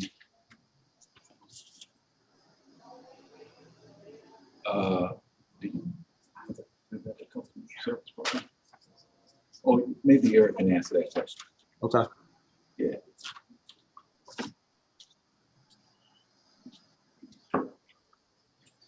Yes, Councilmember, that came primarily out of our public information dissemination and consumer advocacy representation, as far as the mailers go. And one of the things that we've done since the pandemic actually hit, obviously we moved to remote work, which was an adjustment initially. However, you know, the staff, the whole team has done a great job of continuing operations. And one of the things that we've done even more so, it appears, while we've been on remote work, is to increase our presence at various community meetings. And we were able to do that obviously because we're doing it virtually, which means that you can actually attend more than one meeting in a night. You know, we can drop into one meeting, give our presentation, answer questions, assist consumers, and also go to other meetings as well. So we've expanded our outreach, our ability to go to different meetings. We've also expanded our I guess, outreach as far as advertising and getting the word out. So the mailers was part of that process. We were able to do that, and it was primarily a mailer that stated times are tough, getting help with utilities is not. So we wanted people to understand that even though right now, because a lot of people are out of work, incomes are being taken a huge hit. A lot of people are falling behind in their utility bills. And we want to make sure that as we move out of the moratorium and rate shock or bill shock hits, that people are aware that we're here to assist them. And right now that we can actually work with them to set up payment plans and things of that nature, or look at other opportunities for them to receive funding to pay their bills. One of the things that was also done is to increase, we've actually have bus ads, which we haven't done in the past. And part of that, just so you know, the ad on the bus actually states, I think, let's see here, OPC is here to help. And also on the bus it states utility problems just don't go away. So we want people to know that even though they're not paying now, because they do not have to pay now, that bill is still going to be there when the moratorium. Yeah. Are you all doing all these sort of communications campaigns that are specific to the pandemic and the ability to pay and so forth internally, or are you all engaging in any contracts with people to support those types of marketing efforts? Sure. So with the mailer, we actually utilize the CBE. I do not know the name of the CBE at the moment. However, we did have a CBE work with us on the mailer as far as getting it together, mailing it out, and making sure that we identified the appropriate zip codes and wards in which to send the mailers to. As far as with the bus, obviously, we had to work with WMATA. And a contractor that works with WMATA on that. No, I was thinking more about, so what about specific programs like Stay DC? Have you all had, has anyone from the executive, any other agency, DMPED or otherwise, reached out to you all to try to coordinate any efforts around the utility moratorium and opportunities for consumers through Stay DC? I know we have worked with them, but I think Karen Sistrunk would be able to provide some additional information on that. Yeah, I don't think anyone has reached out to our office, but we've reached out, as I mentioned earlier, to the Department of Housing and Community Development to see, you know, where we can help. You know, one of the things we talked about was allowing, you know, coordinating with DCHD to possibly present at the community meetings that we go to, and using our multicultural community network to get the word out.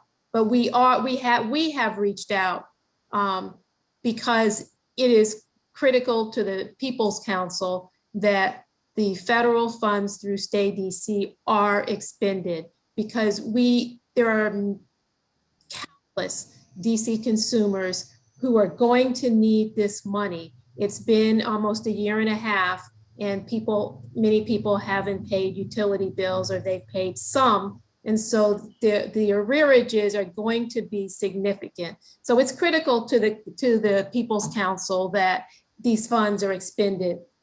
People need it here in the district. And when you talk about inclusion and equity, the Stay DC program will go a long way in furthering those objectives. So we've reached out and we're going to continue. And we've talked with Maryland and Virginia to see, what they're doing. And it was very interesting that in Virginia, I think Virginia was actually utilizing the utilities to help reach people to apply for the federal funding. So that may be something that we can look at here in the district, because it is I believe it's the application process. And that's a conversation that we've, the committee's begun to have already with the utility and with the committee of the whole as well.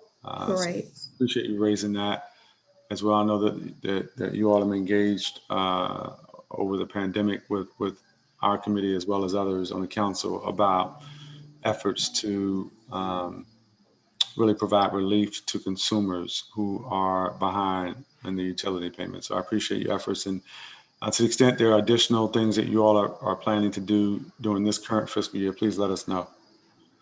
And Councilor, just real quick on that point, we do have a 6-week run with WD50 TV as well. The OPC Can Help, attempting once again to get the word out that we're here to help consumers and residents as the moratorium is lifted. So that's one of the things that we are going to do for the remainder of FY21. And we have some other things that we're working on that we'll definitely let you know about once we confirm on which direction we're going to move.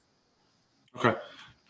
Just as we wrap up, what was OPC's CBED spending goal for fiscal year 2020? So for 2020, the goal was $720,000. I'm sorry, for 2020, FY20 was $500,000, and we spent $743,000. For FY21, it is $722,000. And currently, we're approximately 20% of that goal. One of the things that we have done recently, DSLB just recently provided us the opportunity to request additional exceptions. So we have requested some additional exceptions from the professional services division, as we spoke earlier, because of the technical and legal issues that we have sometimes in filing SBEs. But nonetheless, we feel confident though in quarter 3 and 4, which is when we usually increase our spending, that we'll be able to either meet that goal or exceed our goal. It's a little bit more difficult because we're not in the office. I haven't been in the office for so long, and some of the spending that we do is really based upon being in the office to a certain extent. How we'll continue to work hard and strive to meet our goal this year. Okay, and you said you made an additional request for exceptions around professional services? Yes. Okay, and what's the status of that request? Well, no, that was just done. I think the final deadline to submit is maybe this week, so it hasn't even gotten to the final deadline to submit. So we made the exception request. June 9th. Well, June 9th is the date to submit, but I'm not sure when we'll know about the exception. Can you send that request for exceptions to the committee? Okay, yeah, I can definitely send you our language. Send it to Brett Allen. Please. Okay, will do.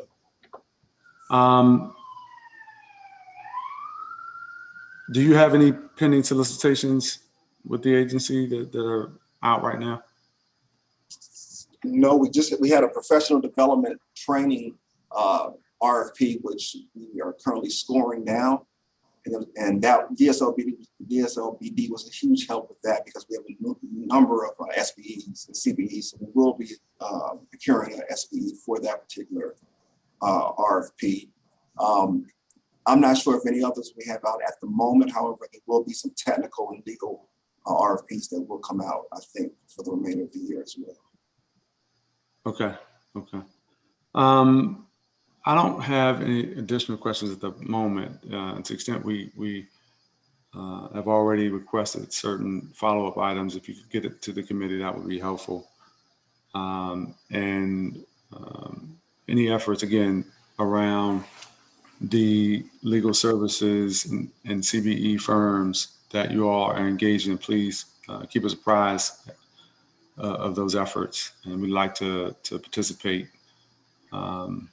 fully in your efforts. So is there anything else you all like to add to the record before we transition into the final agency today? I would just say, going forward, whether it's this year or in the FY23 budget, we will be, requesting additional funds, both PS and NPS for the Water Services Division. And any help you can give us in that, in assisting with that endeavor would be greatly appreciated. Okay, thank you. I appreciate it. You all take care. Thank you. Thank you. As staff transitions to our final panel, which is going to be the Alcoholic Beverage Regulation Administration, or ABRA. ABRA supports the public's health, safety, and welfare through the control and regulation of the sale and distribution of alcoholic beverages. In October of 2021, ABRA began overseeing the district's medical marijuana program administration and implementing the council's mandate to establish a social equity scoring structure into the medical cannabis program. During the pandemic, ABRA has introduced several innovative programs to help business, such as streeteries and carry-out delivery programs for on-premise licenses. ABRA's proposed fiscal year 2022 operating budget is approximately $10.5 million, which is a 1.1% decrease from its fiscal year 2021 approved operating budget of $10.6 million. ABRA's budget is mostly comprised of special purpose revenue funds, and the agency has budgeted for 65 FTEs, which is a reduction of 1.5% in FTEs from its fiscal year 2021 budget of 56 FTEs. With that, I'm going to turn to Director Fred Musali for your testimony. And good afternoon to you, Director Musali. Good afternoon, Chairperson McDuffie. Good to see you. And also to members of the committee, staff of the committee. I am Fred Musali, Director of the Alcoholic Beverage Regulation Administration, also known as ABRA. I'm pleased to testify before you today on Mayor Bowser's fiscal year 2022 budget and financial plan entitled A Fair Shot, the district's 26th consecutive balanced budget. As the district looks forward to rebuilding its economy as a result of the COVID-19 pandemic, this budget does more to make Washington, D.C. a place where people of all backgrounds and in all stages of life are able to live and thrive by making key investments in infrastructure, education, affordable housing, health and human services, economic opportunity, seniors, and public safety. With regard to ABRA, the mayor's FY22 budget allows our agency to continue to operate as a customer-friendly regulatory agency that businesses and members of the public can easily navigate. Mayor Bowser's FY22 budget also allows our agency to address the public safety and welfare needs of district residents and visitors alike. I would like to personally thank the mayor for ensuring that our FY22 budget provides our agency with the necessary staff and resources to succeed in meeting our goals. ABRA's total FY22 budget is $10,495,813 with 65 authorized positions. ABRA is primarily a self-sufficient agency, with the agency proposing to receive $366,000 in local funds to help support the district's medical cannabis program. ABRA's remaining FY22 budget relies mostly on special purpose revenues collected by the agency. The one exception is that ABRA's FY22 budget does include $1,185,000 in dedicated taxes that will be used to fund the MPD's reimbursable detail program. Today, I would like to discuss 1, ABRA's funding for the agency's sale to minor compliance check program, 2, ABRA's funding request for the MPD reimbursable detail subsidy program, and 3, 2 of the provisions contained in the mayor's fiscal year 2022 Budget Support Act that relates to ABRA. First, the agency's FY22 budget sufficiently funds ABRA's sale to minor compliance check program. Through this program, trained minors assist ABRA investigators with checking licensed establishments to ensure that they're not selling alcoholic beverages to persons under 21 years of age. Specifically, ABRA's FY22 budget contains $68,000 for the agency to contract with a vendor to employ minors to conduct compliance checks for this program. This represents the same funding amount that was approved by for the agency in FY20, and a $5,000 decrease from the approved funding level for FY21. The funding level is sufficient to allow ABRA to conduct underage drinking compliance checks through FY 2022. Second, I would like to discuss the agency's FY22 budget for the MPD reimbursable detail subsidy program. ABRA's FY22 budget would fund the subsidy program program in the amount of $1,185,000. This represents a slight $9,000 decrease in the amount the program was funded for FY21. This funding level is sufficient to operate the program in FY22. As a result of the mayor's health emergency and public health emergency, the current eligible hours for reimbursement under the subsidy program are 2 p.m. to 2 a.m. 7 days a week. Starting on Thursday, July 1, 2021, the eligible hours for reimbursement under the program will revert back to 11:30 p.m. to 5 a.m. 7 nights a week. ABRA is currently reimbursing MPD for 65% of the total costs incurred by licensees for off-duty officers working reimbursable details outside of licensed establishments. As a result of decreased spending under the subsidy program in FY21 due to the COVID-19 pandemic, ABRA is pleased to note that the mayor's FY22 budget provides $300,000 to DSLBD to provide financial and technical assistance through grants and direct assistance to medical cannabis certified business enterprises, veteran-owned business enterprises, and district residents who are returning citizens who have been arrested or convicted for a cannabis offense who are seeking to start up their medical cannabis business. Our agency applauds Mayor Bowser for including this provision in her budget. As this committee knows, starting a medical cannabis business can be expensive, and providing financial assistance to social equity applicants is critical in order to provide them with a viable opportunity to achieve financial success. Third, there are two subtitles contained in the FY22 Budget Support Act of 2021 that involves our agency. First, subtitle G of Title VI identifies several specific events that on-premise licensees can operate and sell and serve alcoholic beverages during extended hours. Specifically, this subtitle would expand the district's current extended hour holiday program where licensees can sell alcohol until 4 a.m. and operate 24 hours a day by including Super Bowl weekend, the weekend before Halloween, Congressional Black Caucus Legislative Week, and the preceding weekend and during the 2022 Winter Olympics and the 2022 World Cup. Second, subtitle F, direct shipment of alcoholic beverages of Title VI, would regulate the direct shipment of alcoholic beverages or alcohol-infused products by both out-of-state and direct manufacturers, off-premise retailers, and pub permit holders to district consumers.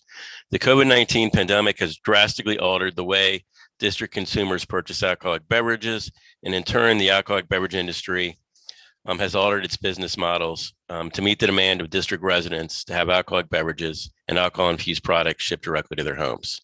Currently, there are no licensing requirements in the district for manufacturers, retailers, or common carriers to ship up to 1 case per location in a single calendar month. The lack of licensing requirements in the current statutory language related to direct shipping has resulted in out-of-state manufacturers and retailers being unaware that the taxes are owed to the district for alcoholic beverage sales and shipments delivered to the homes of district residents. It also has the ability of the district to ensure that alcoholic beverages are only being sold to customers that are 21 years of age or older. To address this issue, the subtitle creates a new direct shipper license that would be valid for 3 years and allow the licensee to directly ship alcoholic beverages from out of state within the district to consumers. The subtitle also creates a new common carrier license that would be valid for 3 years and issued to a delivery company that allows the licensee to ship alcoholic beverages directly to consumers in the district.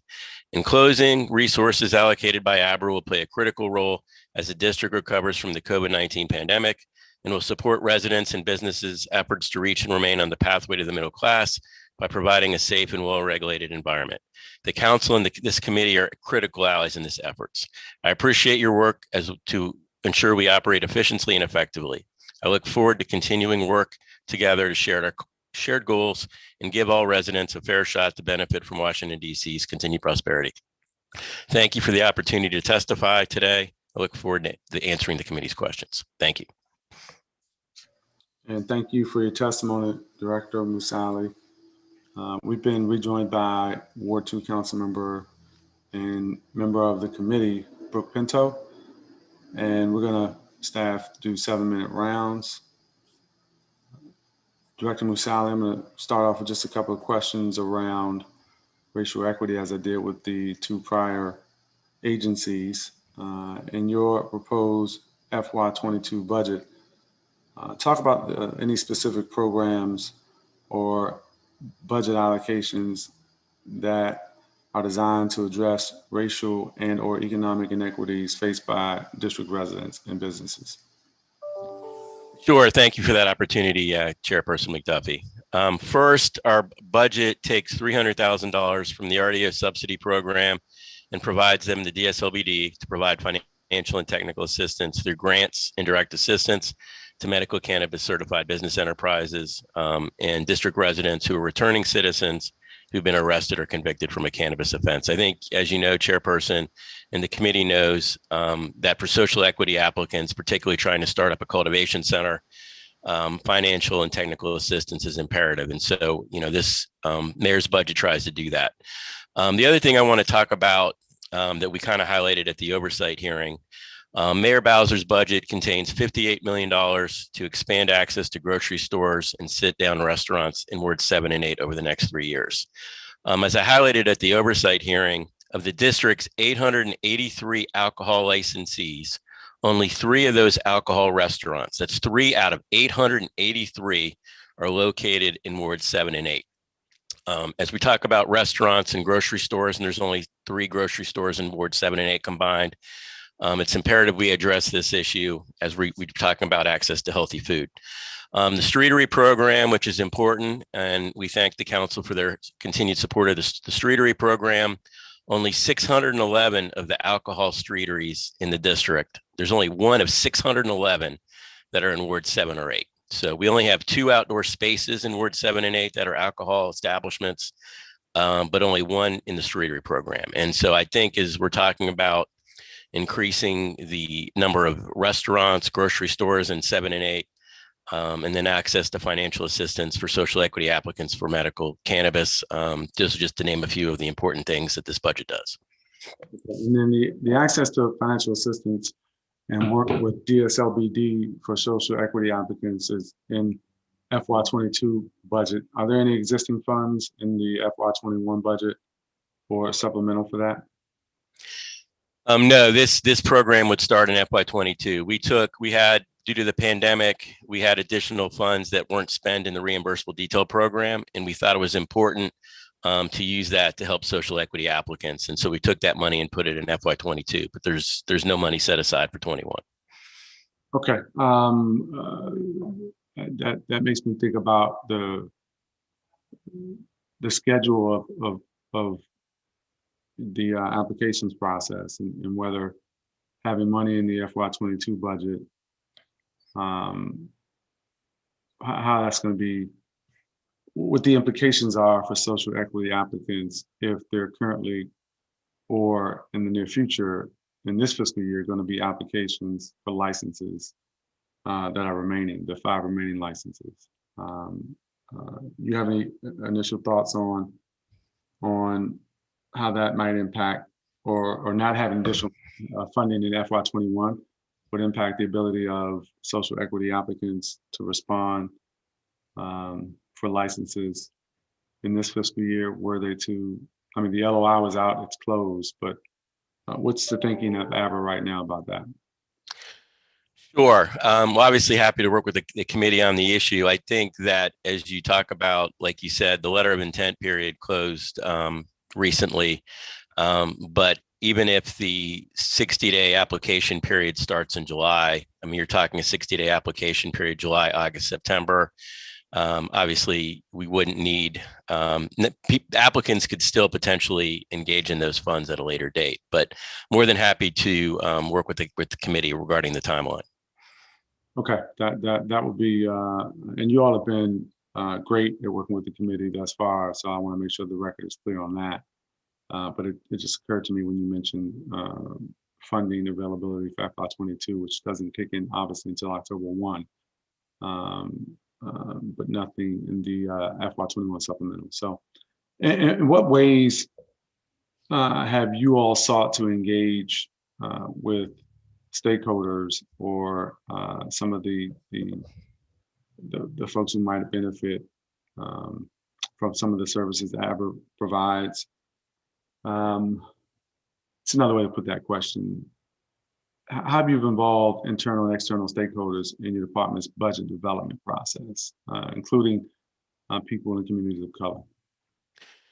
Sure. ABRA is very fortunate to have a community resource officer, which attends community meetings, ANC meetings in all 8 wards. We've had numerous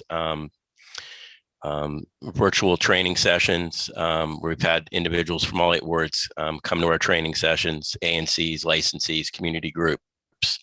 I think you've heard from, as part of medical cannabis, reaching out. You heard last week from Eric Spencer talking about the importance of returning citizens, getting them involved. So I think that's been really key. I think one of the things this committee did that we should highlight that's really important, that we've worked with the mayor's office of returning citizens and others on, is individuals that have a felony can now work at a medical cannabis business. And so that's created opportunities for internships as we're working with the mayor's office returning citizen, the opportunity for individuals with a felony who's a returning citizen to work at a cultivation center or dispensary. So that's creating a lot of opportunities and potentially leading to jobs in addition to paid internships. So I thank the committee for that, because that change is allowing returning citizens who previously couldn't get employment to get employment. Okay, I'm gonna save my questions about the 2 subtitles for my next round. In my remaining time, how many vacancies does the agency currently have? Sure. Chairperson, the agency currently has 5 vacancies. Let me run through those for you. One is in the medical cannabis program, which is a program analyst. ABRA has identified a candidate for that selection. DCHR is in the process of making that individual an offer. So we expect that position to be filled within the next week or 2. We also have a vacant contract rep position where the agency has also identified a candidate. DCHR is in the process of making that individual an offer, and we expect that position to be filled in the next week or 2. The licensing specialist is a 3rd vacancy. That job was posted, has been closed. The agency's been conducting interviews, and we're in the process of finalizing and finishing the interview process. 4th, we had an IT specialist position that closed on Friday, June 4th. We had a number of candidates for that position. We're in the process of reviewing candidates, and we'll be selecting candidates for interview shortly. The 5th vacancy is the investigator position that the agency is giving up. The agency is going from 66 FTEs to 65 FTEs. We currently have 16 line investigators and 4 supervisory investigators. And during the pandemic, we've been able to work effectively with 20 investigators. And so due to a reduction in revenues coming in, it made sense to keep that position vacant. Okay, and how much in vacancy savings do you have? Well, how much that's been saved that we're utilizing to offset projected revenue shortfalls is $168,264. So as you know, during the public health emergency, revenues are down. So our budget for FY21 is based upon the agency bringing in a little over 5 million. It's basically 5,004,000 to be exact. Through May, the agency collected between $3.4 and $3.5 million. And so obviously we'll need those savings there to offset in the event we do not make our revenue projections for the year. Okay. And I'll save it for the next one. I wanted to ask about, you mentioned the investigator positions, and I wanted to ask about that, but I'll save that as well for the second round. Let me turn now to Councilmember Pinto. Thank you very much, Chairman McDuffie, and thank you, Director Musali, for that testimony. So I want to talk a little bit about the streeteries. Do you have the numbers available as to how many applications ABRA received for streeteries and how many were approved? So what I can tell you, Council Member, and we can get that information, is there's currently about 611 alcohol streeteries. And as I stated in my testimony, only one of those streeteries is in Ward 7 or 8. There's well over, I think, over 700, 800 streeteries. We have that number. I kind of just focused today on alcohol, but there's over 800 streeteries total, but the bulk of them, over 600, are alcohol licensees. But there's approximately 100 restaurants that don't sell alcohol that are involved in streeteries, and then there's about 23 retailers, and then there's about 100 or so community organizations that are involved with registration and streetery program. Right. Okay. And if you don't have the number of how many total applications you received today, we can certainly follow up on that. I'm trying to get a better sense of what the metrics were in order to qualify for a streetery. Was it just based on eligibility and then it was an automatic approval, or how did that process look? Sure. Well, we need to kind of break up and separate the ABRA process from the DDOT process. So for the ABRA process, it's an automatic registration. So as long as you registered online, you were automatically in the program as it relates to our agency. The DDOT process was a follow-up process where DDOT obviously would go out, make sure you met certain criteria. In some circumstances, you'd have to follow back up as it relates to getting, applying for a public space permit. So for the ABRA portion, you just register and you get the streetery. So DDOT obviously was a separate criteria. Got you. Okay, thanks so much. So one of the issues that's been raised to our office and to this committee is by restaurants who previous to the pandemic had access to patio space. And because the restaurants with new streeteries had their fees waived, they're concerned that they continue to have to pay those fees for their patio spaces, and that created kind of an unfairness, and are now asking for a refund for those fees. I'm curious of your view on that issue, and if you think it would be fair to refund the restaurants who paid their patio permitting fee because they had access to that space prior to the new streetery program. Right. So just to be clear, a couple of things. The streetery program has been free for all applicants during the pandemic and continues to be free until the end of the year. So did want to be clear on that as relates to the 611 alcohol licensees. It's been free the whole pandemic. And then obviously the reopened DC bill would charge a fee of $100 for 2022 and $100 of 2023. I can't obviously speak to the public space, fees. Those are currently free. In terms of whether they should continue to remain free, obviously that's a question, I think, for the council, and I think to address somewhat in the budget. If your question is about people with a sidewalk cafe or summer garden, is that what your question is? People pre-pandemic that paid the $75? Right. So, I mean, that's obviously it's $75 for the year for that space. As I think I noted, we've obviously been taking a number of initiatives to help licensees with their fees. We've, extended payments, had programs that have been free. Clearly, our budget is based upon us bringing in $5 million in FY21. We've brought in between 3 and 4 and 3.5. So clearly, we need to make our goal of $5 million. That's kind of the goal we're trying to make. We've had, like I said, a number of licensees who've had their fee payments extended, and then we had the carry out delivery program that was free for a long time. Streetery program has been free. The pop-up program has been free. So continue to have these discussions with you all. We understand the importance of helping licenses and businesses get back on their feet. At the same time, obviously, we got to fund the agency as well.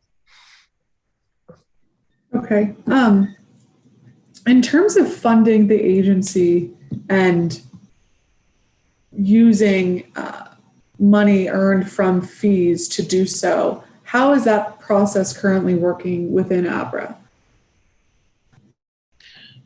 Well, it works great. I mean, ABRA is a special purpose, independently owned, run agency. So the agency is able to bring in sufficient funding to support the agency, which is all you can ask. On the alcohol side, we don't currently have any local money. And obviously we do get a little bit, about $366,000 in local funds in the medical cannabis program. And hopefully we can move away from that.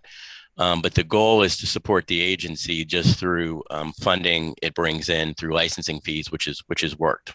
All fine money goes to the general fund, and that's worked well as well. Okay, thank you. So throughout the last year, there have been a lot of really creative ideas around utilization of public spaces to congregate and dine and drink and celebrate. One of the major pushbacks, understandably, has been we don't want to be encouraging people to congregate during the public health emergency, which is why initially the rules for the streeteries where you have to, be seated in order to dine or imbibe. And now that more and more of our residents are getting vaccinated, and hopefully that process continues throughout the summer, how are you thinking about increased collaboration with DDOT to utilize our public spaces on temporary bases, to close down various streets and have more opportunities for congregations and parades, festivals? Sure, great question, council member. So we're working with the Mayor's Office of Special Events, DDOT, other agencies to encourage and promote the use of outdoor space for the types of things you've talked about.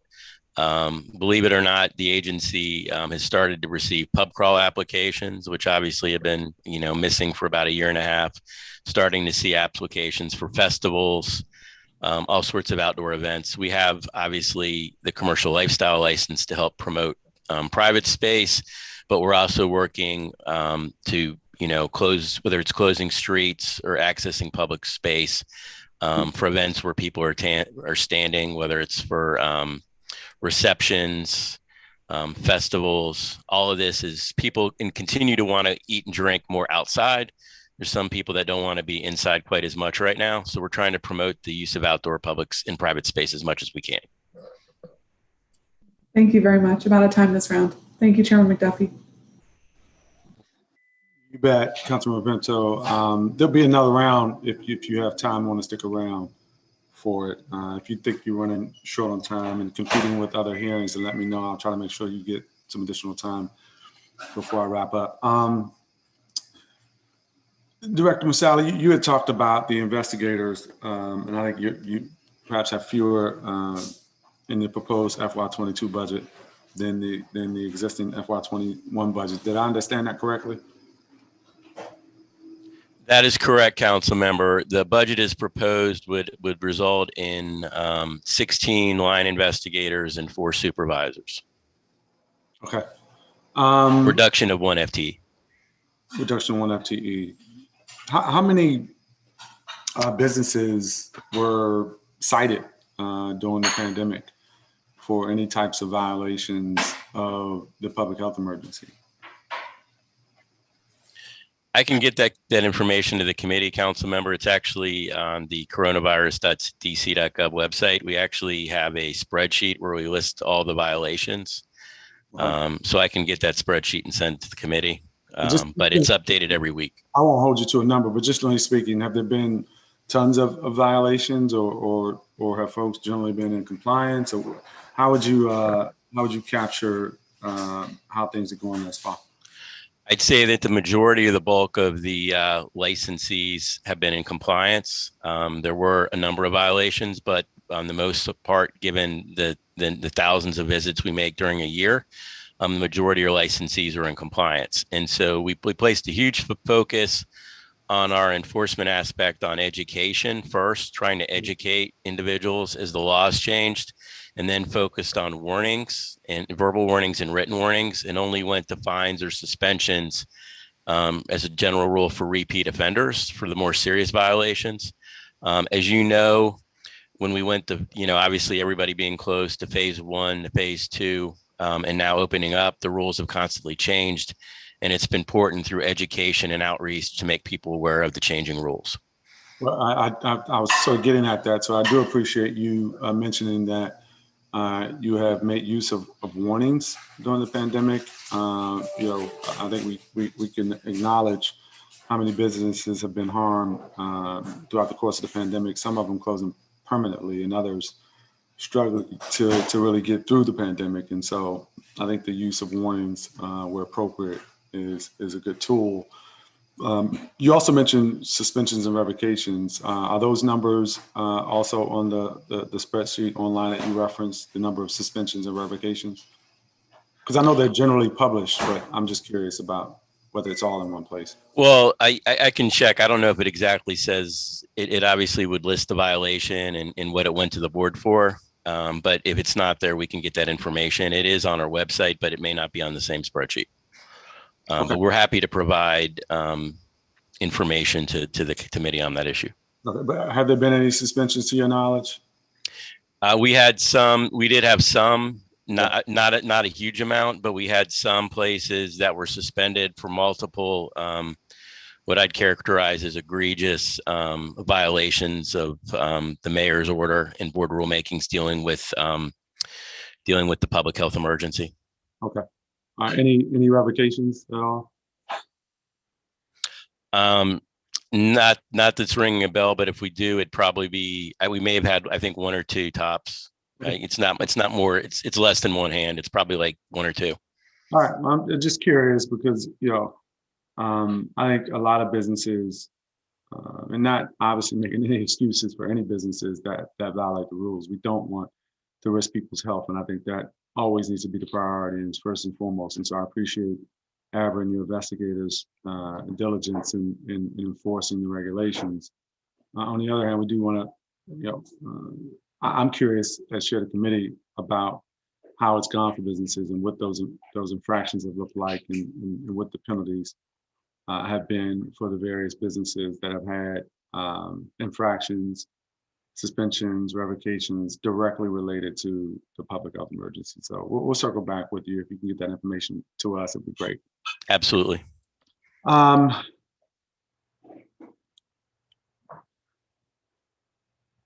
the attachment, all other CSGs that you provided the committee, the proposed budget for board stipend is $120,000. However, in FY21, the proposed budget was $140,000. Can you talk about why there's a $20,000 decrease in this part of the budget? Councilmember, can you repeat that? I thought the numbers you gave represented an increase and then you said decrease. I just want to make sure I have that right. Oh, what I have is that the numbers have gone down by 20,000. So that for all other CSGs, that attachment, the budget for board stipend in FY21 was $140,000. And the proposed FY22 is less at $120,000. And I wanted you to talk about the decrease. Got it. So that was just basically addressed by the fact that during the pandemic, the board's meetings didn't go quite as long. We obviously had virtual hearings. The board's been able to meet virtually, get a number of things done, not had as many in-person meetings. So just reflecting the fact that the board in meeting was able to meet, much meeting regularly, but meetings not taking quite as long. They're still compensated at the same rate that they were previously? Correct. They're capped at $18,000 a year annually for board members, and the chair is 20% higher than the $18,000. And it's a per hour rate? Yeah, they make $50 an hour. On page F2, table LQ0-2 of your budget chapter, the mayor's proposed budget for special purpose revenue funds reflects a decrease of $117,000 in one full-time equivalent. Last year, the agency saw an increase of $793,012 in SPR funding and an additional FTE. Talk about why there's a cut in this year's funding in the FTE. Sure. As I stated, we're giving up the 1 FTE for enforcement, which is a large portion of that. We also made cuts in supplies and other cuts based upon the revenue that was coming in. I think as was stated, the goal is to be 100% reliant as relates to our alcohol budget on special purpose revenues. With the pandemic, clearly revenues in businesses closing and struggling, as I think we talked about, there was a need to make sure we could live within our means and decrease our budget accordingly based upon the revenues that were coming into the agency as being lower as a result of the pandemic. Okay. I'm gonna see if Councilmember Pinto is available for another round. Otherwise, okay, here we go. Councilmember Pinto. Thank you so much, Chairman. So just a couple of specific questions about some of the line items in the budget. And I know Councilor McDuffie mentioned wanting to get into the investigations program as well, but there was a reduction of $9,154 for the investigations program. What will that mean for your efforts to carry out those investigations, and are you concerned with that reduction? Thank you for the question, Councilmember Pinto. It will not have an effect. We operated during the pandemic, for the fourth time, a nationally recognized agency for our, and this time for most innovative liquor law enforcement agency of the year nationally for our social distancing efforts, our efforts with the streetery program, carry out and delivery program, pop-up program, thanks to the committee. So we currently, the investigators work 7 nights a week and 7 evenings a week, and been able to do that successfully. And so it will not have an impact. Okay, great. It's always good news.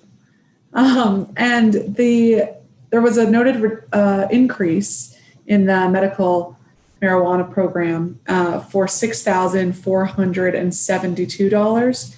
How do you all intend to use that enhancement?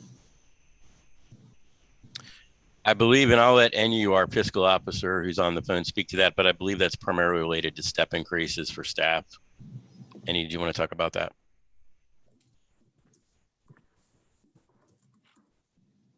Yes, good afternoon. My name is Neo Bode, the agency physical officer for ABRA. That is yes, specifically for personal services. That's for projected step increases and other PS adjustments for one position.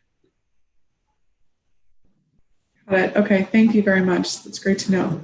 And speaking of the cannabis program, there's been a lot of conversation, in large part due to the leadership of Chairman McDuffie, to ensure that social equity applicants are included, especially as we adopt our adult use cannabis program once Congress lifts the spending rider over us, which hopefully happens sooner than later.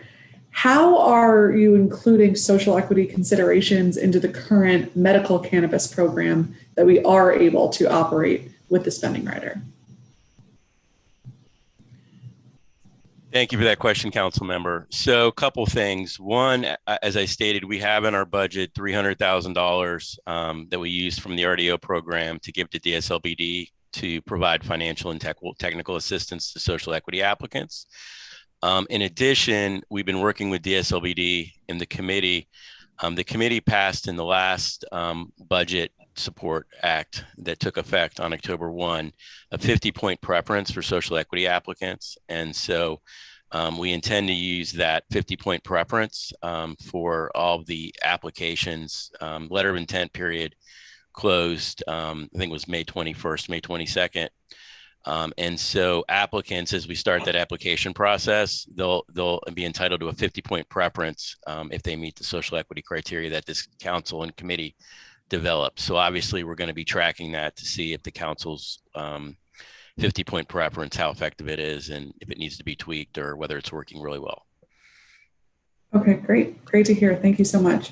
And I know this is a little bit outside the purview of the budget oversight hearing, but while we have you here, I just wanted to ask you your opinion on some liability issues that have been raised over the course of the last couple months, both in your oversight hearing as well as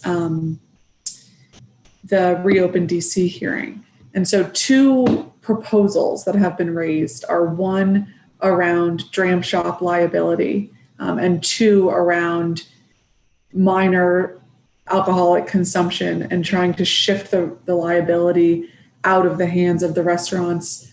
I think the proposal is unless, egregious conduct happened or they clearly violated reasonable person standard in serving a minor. I just wanted to get your thoughts on the record, if you have them to share today, about those liability proposals and if that's something that ABRA could feasibly incorporate throughout the year.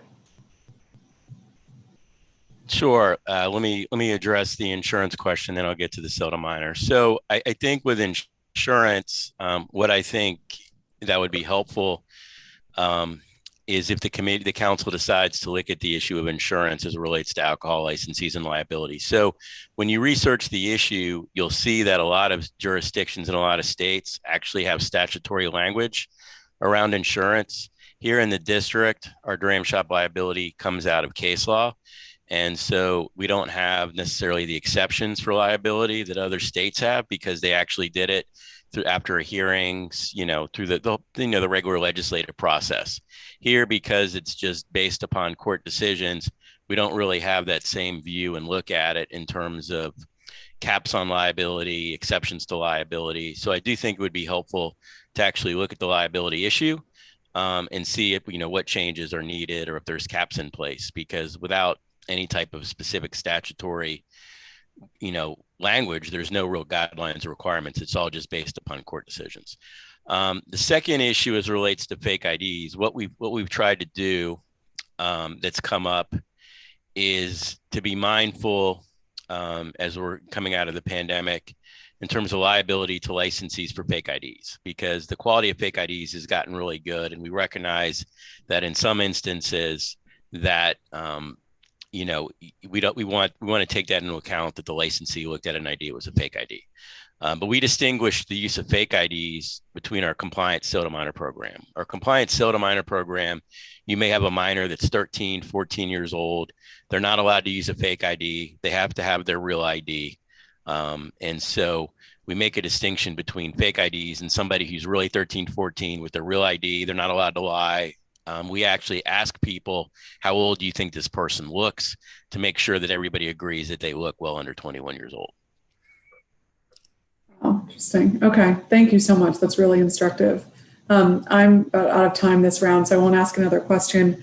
I'll just say thank you again for all of your efforts, particularly in this really challenging year. And as we continue through this budget process, I think it's really important that we identify additional funds to help our ABRA licensees, and particularly our restaurants and bars that have lost so much over the last year, to ensure that we give them the resources they need to pay back rent and to ensure that they can get staffed up again. Because despite the rules of reopening, which we're pleased to see and will be at full capacity starting this Friday, people are not back downtown in particular in the ways that they were before. And so we really need to ensure that these establishments have the resources they need to get reopened and stay reopened, because it's just a priority for so many in our community. So we'll be working on that. Chairman McDuffie, I'm not sure if you're back. There we go. Okay. Well, thank you very much. And thank you, Chairman. Thank you, Director. Absolutely. Thank you, Councilmember Pinto. I appreciate it. Councilmember Pinto. And Director Busali, I'm going to go back to my line of questioning. I was looking at table LQ0-3 still of your budget chapter, and the proposed budget for FY22 for other services and charges has a $90,000 reduction for equipment and equipment rental, a $103,000 reduction. What are the reasons for those reductions? Sure, Chairperson McDuffie, those reductions were for agency not purchasing vehicles or computers. So as you may well imagine, in FY21 and 20, we purchased computers essentially for all our staff to work virtually. And so there's not quite a need to buy computers in 22 because the staff has computers to work virtually. And then we've been trying to buy vehicles 1 or 2 every year in order to replace our older vehicles. And so that change was made. The agency's not planning on buying any vehicles in FY22. So Okay. that's the reason for those reductions. Got it. Thanks for that. On the same table, the proposed FY22 budget, other services. Actually, you know what? No, let me skip that and go to talk about your CBE goals. What was your agency CBE spending goal for fiscal year 20?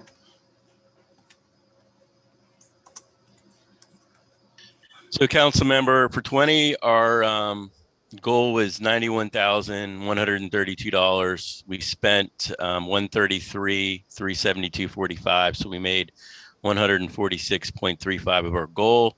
And then for FY21, our goal is $134,673.19. We've spent $125,385.24. So we've made 93.1% of our goal thus far. So with about 4 months to go, we're already at 93.1% of our goal. So I'm pretty confident that we're going to easily exceed our goal and spend much more than that. Sounds good.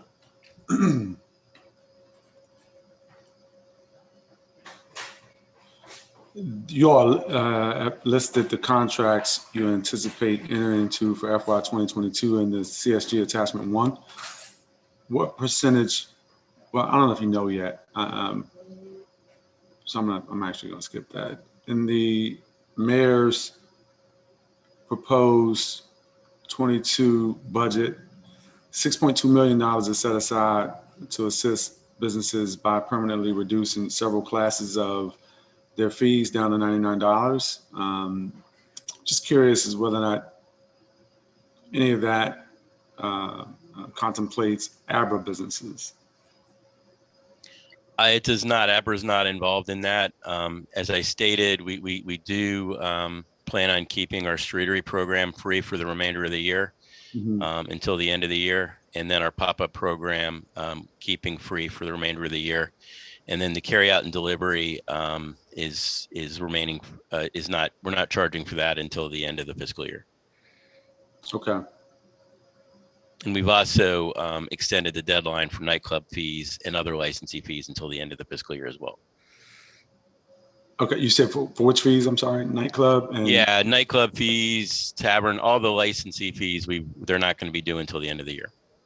Okay. End of the fiscal year. Excuse me, end of the fiscal year, September 30th. But they will be the same amount. Correct. Except for the ones that I said were free. Okay.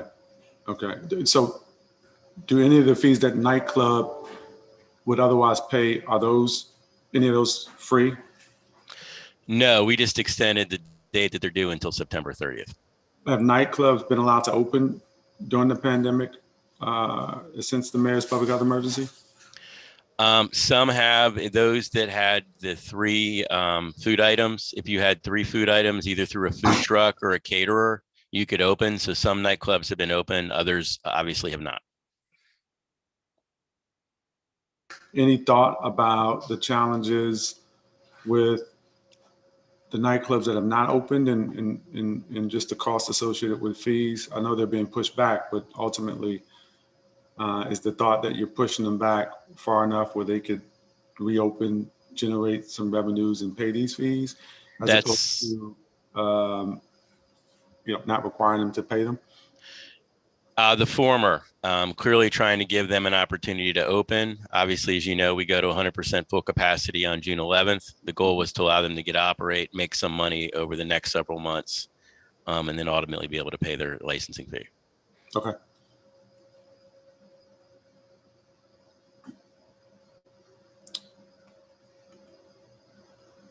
Under the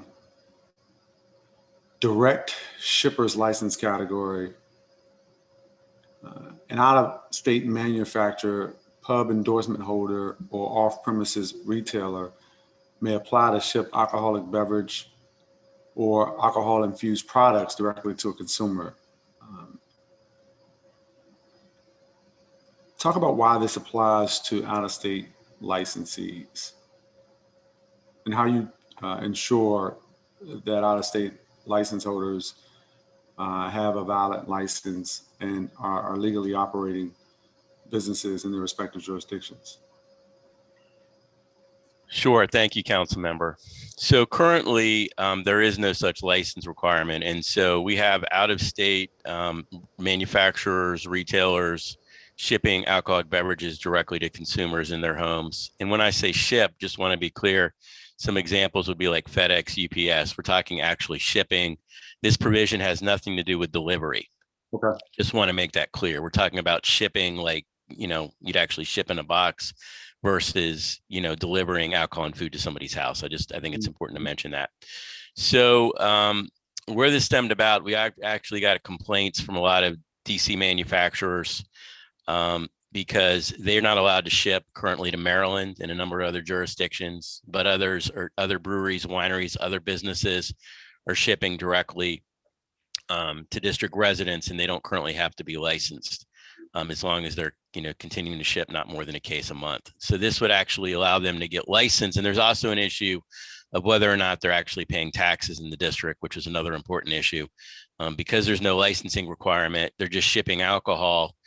And it appears. Who are we talking about who are actually shipping the alcohol, though? Just so I'm clear. Sure. I'm just going to give you examples. So we have, let's just take beer. So people are shipping currently, they're shipping beer from Maryland breweries. There's breweries in New York, wineries, California wineries. They're shipping alcohol directly to district residents at their homes. And they're doing that without a license because there's no licensing requirement or no tracking system. In a number of instances, I don't want to say in all, but in a number of instances, there's no taxes being paid, right? They're just shipping directly and paying. And in some instances, it's clear that the out-of-state manufacturer retailer may not even know that taxes are due. OTR in the tax and revenues perspective, taxes are clearly due to the district. But because the statute says you can ship a case per month without any requirement, I think there's a misunderstanding that you don't have to pay taxes, that as long as you're shipping a case a month, it doesn't become a retail transaction, which is not correct, but there's clearly that misinterpretation as it relates to taxes. And so by requiring a license and requiring them to register, tax and revenue for tax purposes will obviously know who's doing business in the district, can make sure that taxes are being collected, and also making sure that these individuals aren't selling alcoholic beverages to minors. We wanted to keep the fee low because we're not trying to discourage this. We think it's good, and we think it's important to allow residents to have things shipped to their home. I mean, that's one of the lessons we learned in pandemic. People want things shipped to their house. We just want to make sure that it's properly licensed and that taxes are coming to the district. So I appreciate that you even before I asked, we're careful to point out and draw a distinction between delivery and shipping. I would ask you, though, just to take a moment on the record to perhaps in a little bit more detail to explain the differences between sale, delivery, and ship as amended in this proposed subtitle. Sure.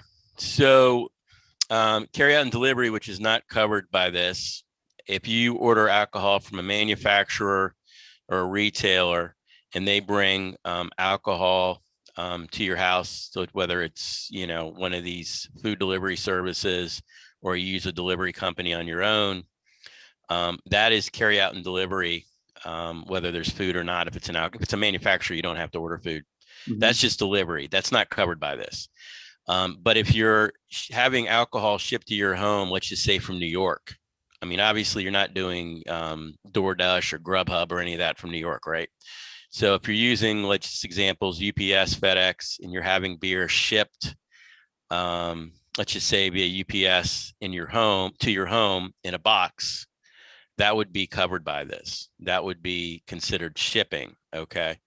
So a sale means it's got to be a retail sale. You're not just, this is not intended to cover if you're just shipping alcohol to a family member, or say you went overseas and you were in the military and you're moving back and you're shipping your items to your house. That's not covered by this. We're not trying to get involved with that. We're just trying to get involved with actual sales where somebody's actually online selling you something. They're making money off it. It should be taxed because it's a sale. You're buying something from them that they're offering for sale, and they're shipping it to you at your house. Okay, and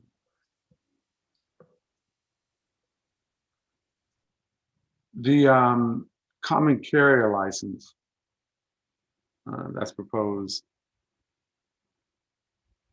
this language, I'm curious if you could explain whether the proposed language would affect the wholesalers group in the three-tier system, and whether the role of the common carrier sort of parallels that of a wholesaler. And I think you perhaps know where I'm getting at. I don't want to make it more confusing by the way that I phrase the question, but speak to any potential concerns of wholesalers with anything that's being proposed in these two subtitles, or either of them. Sure. Well, I mean, overall, I think that that I mean, I can't speak for them but generally from a wholesale perspective, wholesalers obviously, like, they're regulated and they're licensed, would want people out of state to be licensed and regulated, not just sending alcohol into the district without being regulated, right? So I think that's the key thing here. Wholesalers, as a general rule, with some very minor exceptions, are selling and delivering alcohol directly to retailers. Mm-hmm. So you have wholesalers going to retailers. This provision does not deal with selling or delivering alcohol to retailers at all. This is directly by shipping alcohol to consumers. It has nothing to do with delivering or selling alcohol to retailers. So that's primarily what wholesalers do. You have your three-tier system: manufacturer, wholesaler, or retailer. This is really more geared toward manufacturers, as a general rule, shipping alcohol without a wholesaler directly to consumers, which is already going on in the district. This is actually just trying to regulate it and making sure the taxes are paid, and really kind of doing it from that angle. Are there other jurisdictions that have common carrier and or direct shipper license category? Yes. So in looking at our neighbors, a lot of this language, Virginia has something similar. So we took a lot from Virginia. The other state we borrowed a lot from is Kentucky. Kentucky recently had a similar model and did something similar. But Virginia and Kentucky are two examples. There's other jurisdictions as well with direct shipper licenses. And there's other jurisdictions that also license common carriers. Okay. Okay. Maryland's kind of looking at this issue, but not in the same place as Virginia right now. Okay. And that's kind of what led to complaints from our manufacturers, is they complained that they're not allowed to ship to Maryland, but yet they're all allowed to ship to DC. And so they felt it wasn't fairness from a reciprocity point of view. Okay. Have you been in contact with any of your colleagues, counterparts in Maryland or Virginia about this issue at all? We've had some conversations, not extensive. I'd say just some. Okay, and then is this, you said Maryland is looking at this, is it something that was proposed during this year's session, or is it, how do you know that they're looking at this? So we had some conversations from individuals in Maryland indicating that Maryland was looking at this issue. Okay. But I'm not aware that they've resolved it yet. Got it.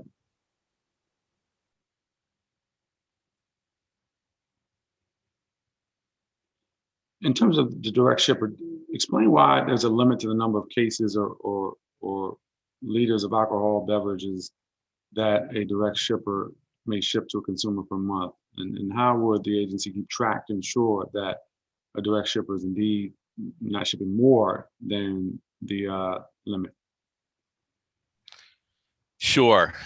So when you look at the current law allows you to ship a case per month. And so when we looked at Kentucky and other jurisdictions, particularly Kentucky, they had a little higher amount than we proposed. However, the goal here is to make sure that the alcohol being shipped to the consumer is for the consumer's personal use, right? We're obviously trying not to have alcohol purchased in such amounts that it could potentially be used for resale.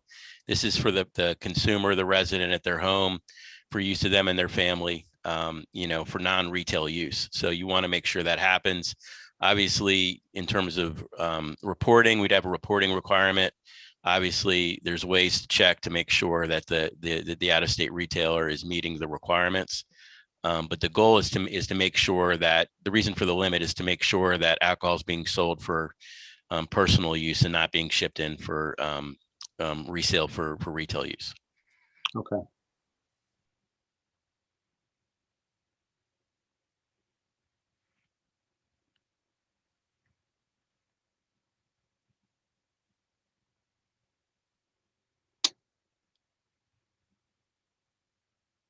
Talk a little bit about extended hours.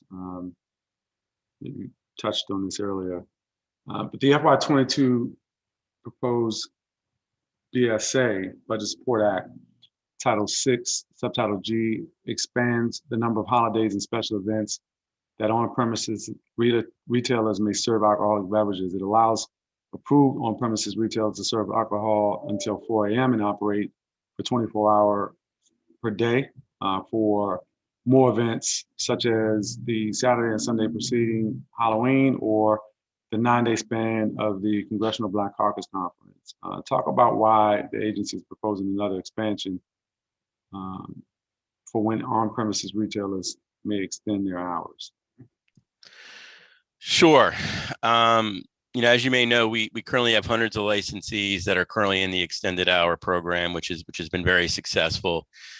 We've been talking about ways as we come out of the pandemic, whether it's nightclubs, taverns, others, to try to recover economically. When we looked at the sporting calendar, for one, there were a number of events that were coming up that which we've had extended hours before. To give you an example, World Cup, the council previously on several occasions has had extended hours from World Cup. If you look at World Cup, which I believe is in Russia, top of my head, the hours and the time difference were such where you potentially would want to have extended hours depending on when the games were being played at different hours in the night, in the early evening. We also had the Winter Olympics, looking at that in 2022 with time difference, where we thought that made sense. And then when we were looking at events that would be popular with extended hours, we have the Congressional Black Caucus, which is usually annual conference. We haven't had last year, but which is generally in September. That's generally generated a lot of activity and events in the district. We thought that was important to highlight.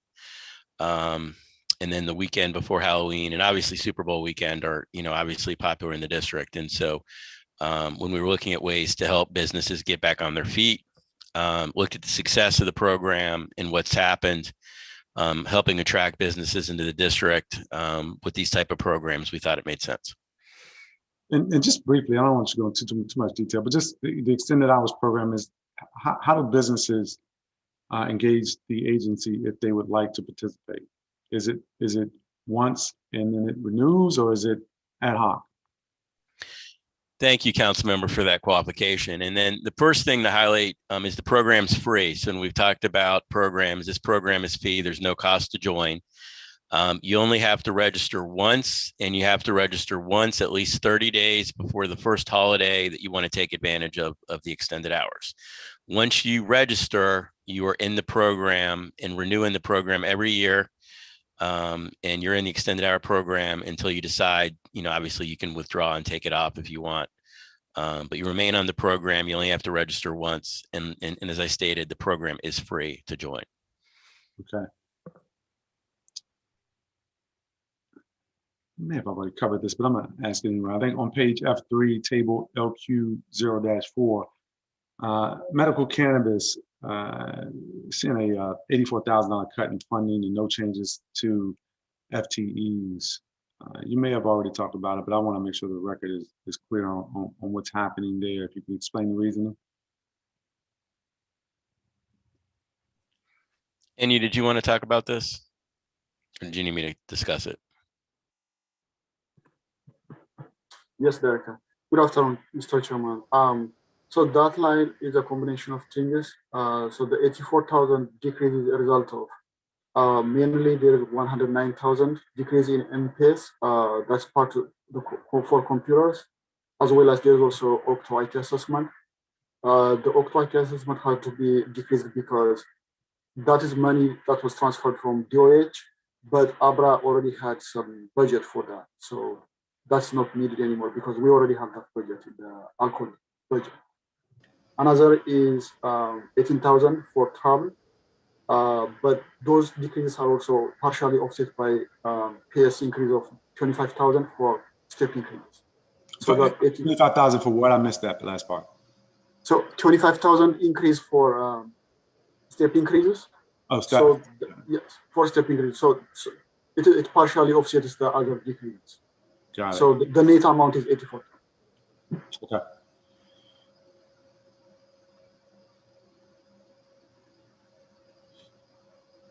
On page F7, table 2 of your budget chapter, the agency began carrying out at least one quarterly inspection on medical cannabis centers in the district. Talk about how many centers you all have inspected so far and what usually is inspected during the course of the investigation. Sure. Thank you, council members. So every quarter we go out at least once, sometimes it's several times, to the district's 8 operating cultivation centers and 7 operating dispensaries. And so we have on some occasion even gone out with other agencies, including DCRA, DDOE, DC Health, among others. So a number of the issues we're looking at, the environmental side, obviously there's a waste component there in terms of waste. And so with DDOE and MPD actually help us with the waste component.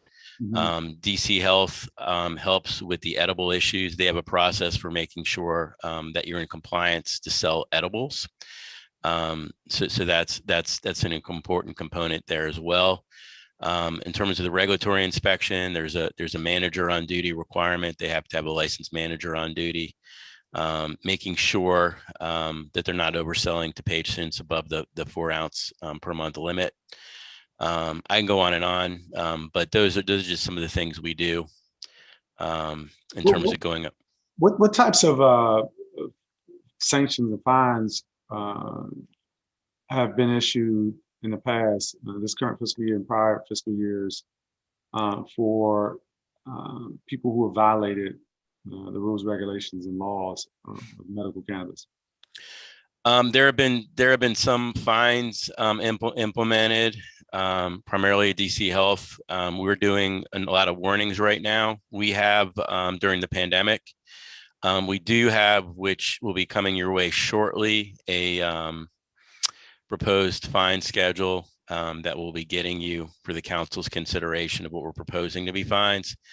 But we have issued a number of warnings as it reports to a number of electronical and metric violations. Those, obviously, we work with the licensees to find out whether it's an error in terms of what was entered, in terms of information. Generally, most of those turn out to be errors in terms of what's been entered as relates to making sure patients aren't sold more than 4 ounces. Okay. On attachment CSG 41, there's a line item on medical cannabis tracking seed to sale, and the cost is $275,983.12. It's also a non-competitive contract. Can you explain in detail what this item is and why it's non? Sure. That's the metric seed to sale contract that we inherited from DC Health. And so the reason why it's not competitive, all the licensees currently use the metric system. They're actually operating and utilizing it. And it's basically metrics pretty much used nationwide to track seed to sale. I don't know, Annie, if you want to highlight that anymore, but that was the metric system that we inherited from DC Health. That licensees use. It's an IT system that people use? Correct. So the dispensaries, cultivation centers, when they sell to patients and they're entering information, their employees, everything regarding their operations, how much money they've made, their financials, everything about the dispensary and the cultivation center is entered into that system. Okay, and for ABRA, the $275,000 plus cost does exactly what? Is that pay for the license for the system, or what is it for specifically? Yeah, that's paid for the system, correct. We pay metric that much money to operate and run the system. Okay, and are there any other agencies, GNR, DOH, or otherwise, that are using that system? Not to my knowledge, but DC Health was using it. That's where we got the contract, and that's where we got the system from. When the program transferred from DC Health to ABRA, the metric system transferred from DC Health to ABRA. Okay, and it was a similar or the same cost?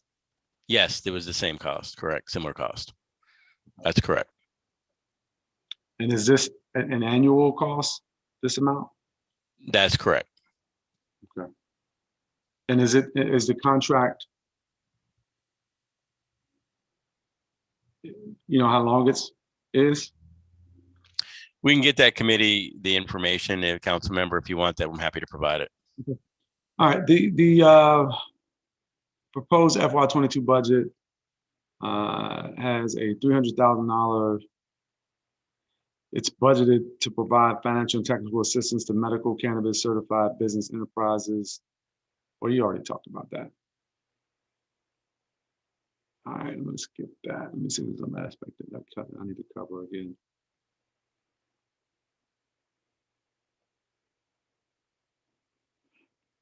I'll give you another opportunity. I just want to make sure I understand it. So that $300 is specifically gonna go to, is it gonna be at ABRA or DSLBD, or how are you planning to use that?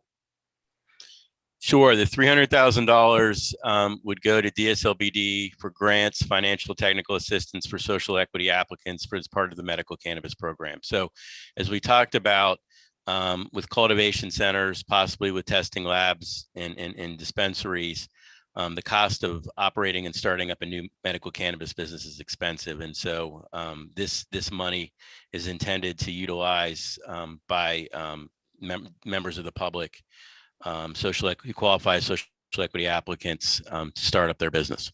Do you have insights into how DSLBD plans to engage? Do they have a FT that already exists in the agency to do this, or is there some particular expertise that'll be required to administer this $300,000? I've only had I'd have to follow up with you on that, council member, and talk to them about that. We've had some discussions. Obviously, we've been working on a number of CBE issues, but okay, I don't have that level of detail yet. All right. Could you also find out, if you already know, let me know, but how much of the $300,000 is going to be going to technical assistance, and how much is going to be allocated for grants? Will do.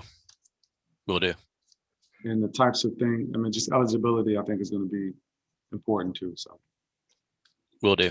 All right. Thank you.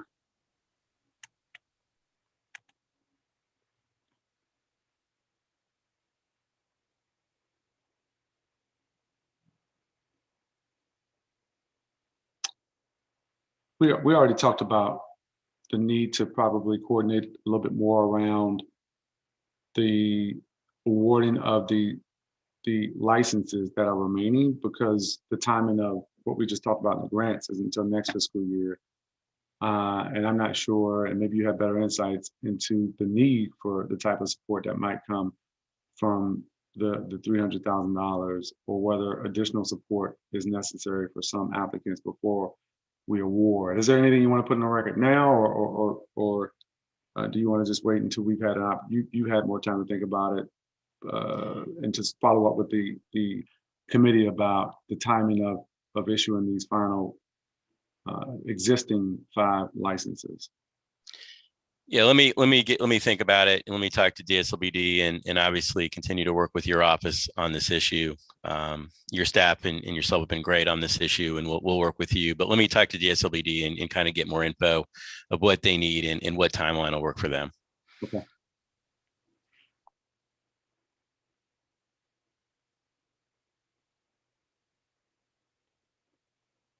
Now, I know you inherited this from DC Health, but I want to ask a couple questions about the sales tax, and specifically, what percentage of the sales tax do medical cannabis businesses pay, and how much was actually collected for fiscal years 20 and 21 to date, if you have that information? Well, the sales tax is 6%. I'll have to get back to you in terms of the collections. We'll have to coordinate with the Office of Tax and Revenue on that. I don't have that data with me. Okay. I don't know, the staff is obviously following this, but there's a question about the taxable sales for both fiscal years too. And so we'll follow up with you on that, and to the extent you need us to follow up with the CFO's office, we can do that as well. Will do. Does the sales tax actually come back, or whatever's collected, I should say, come back to ABRA, or does it go to the general fund or some other place? It does not come back to ABRA. There's actually in the statute actually specifies where the money goes. So there's actually statutory language in terms of what happens to the money, in terms of what it's used for. Do you know what that is, or? I don't have it in front of me, but I just know I've read it before and I've looked at this issue before. And when I looked at it, I saw that the money is specifically set aside for certain programs. Right, I know that the programs that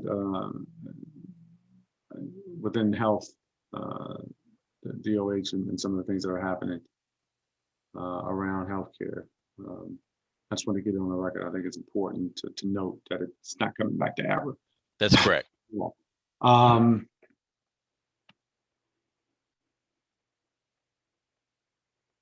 Let's see if I have any more questions for you, Director, at this time.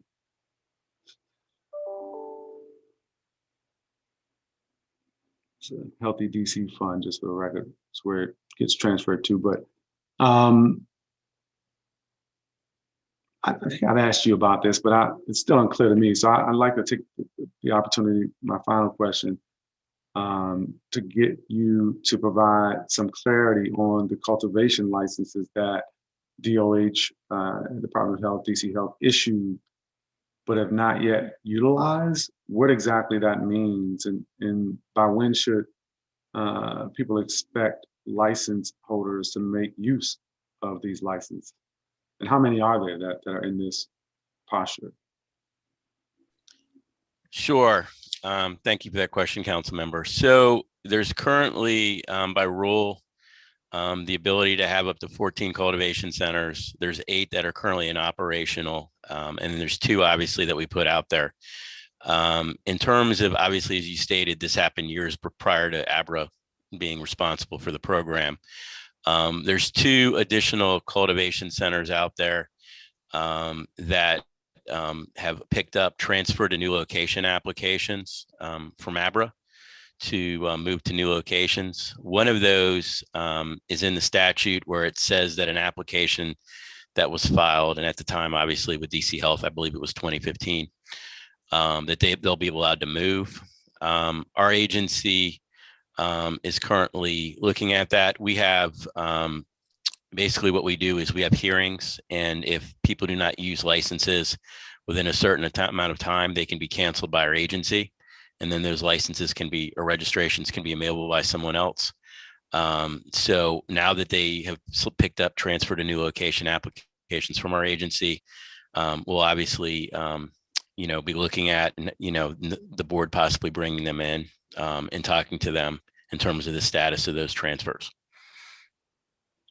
Okay, so just so I'm clear, up to 14, 8 already out, 2 in the letter of intent earlier, and how many are in this sort of posture where they were issued? But 2. There's 2 that are in that posture, and then 2, obviously, we could talk about a later date that could be made available at a later date. Okay.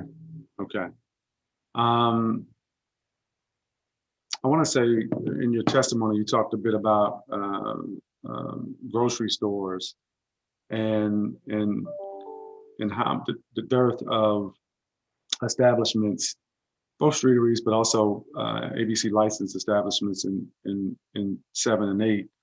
And there is money in the mayor's proposed budget to expand access to grocery stores. I want to give you another opportunity before we wrap up to talk about that specifically and ABRA's role in that effort.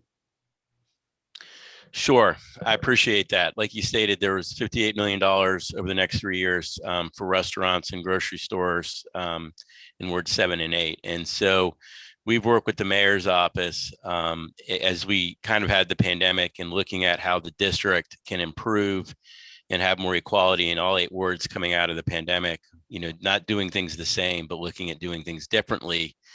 What really highlighted the fact was we had over 800, as I stated, restaurants in Ward 7 and 8, and yet only 3 in Wards 7, 800 restaurants in the city and only 3 in Ward 7 and 8.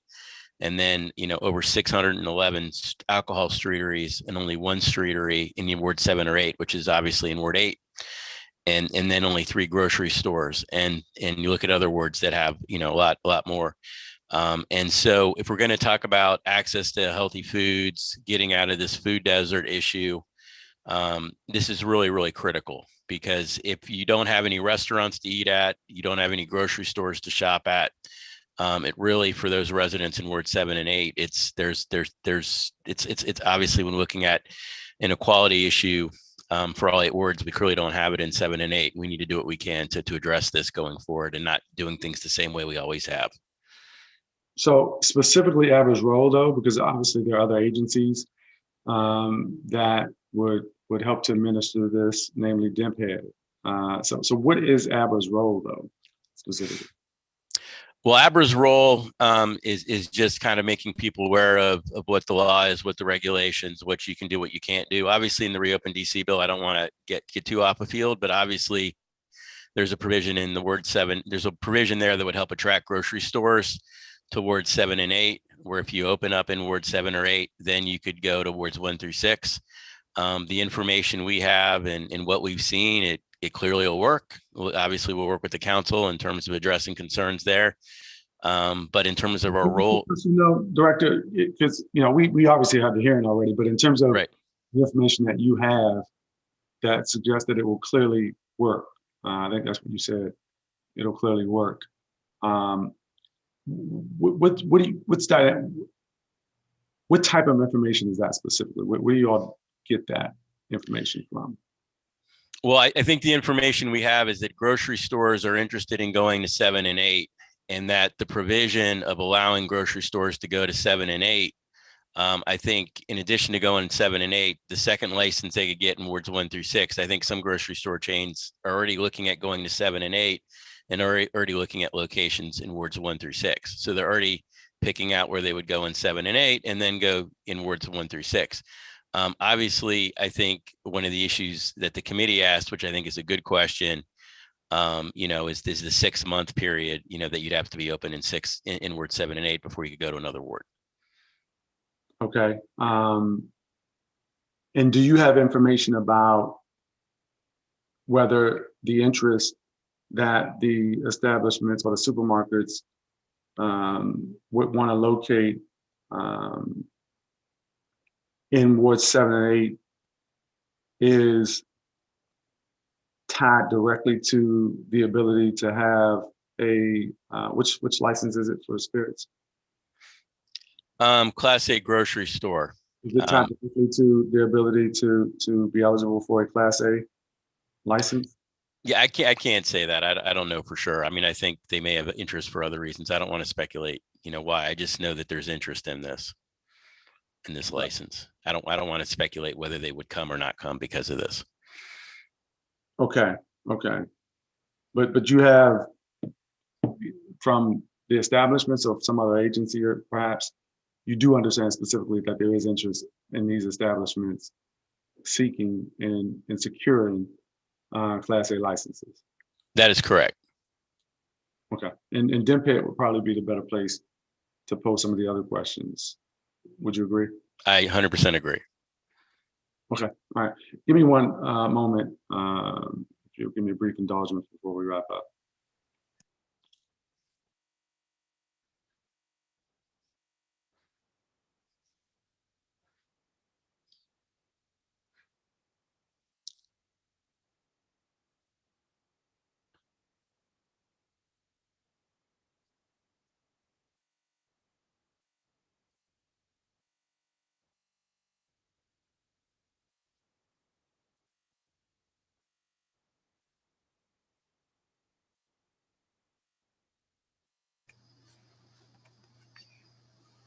Thank you for that.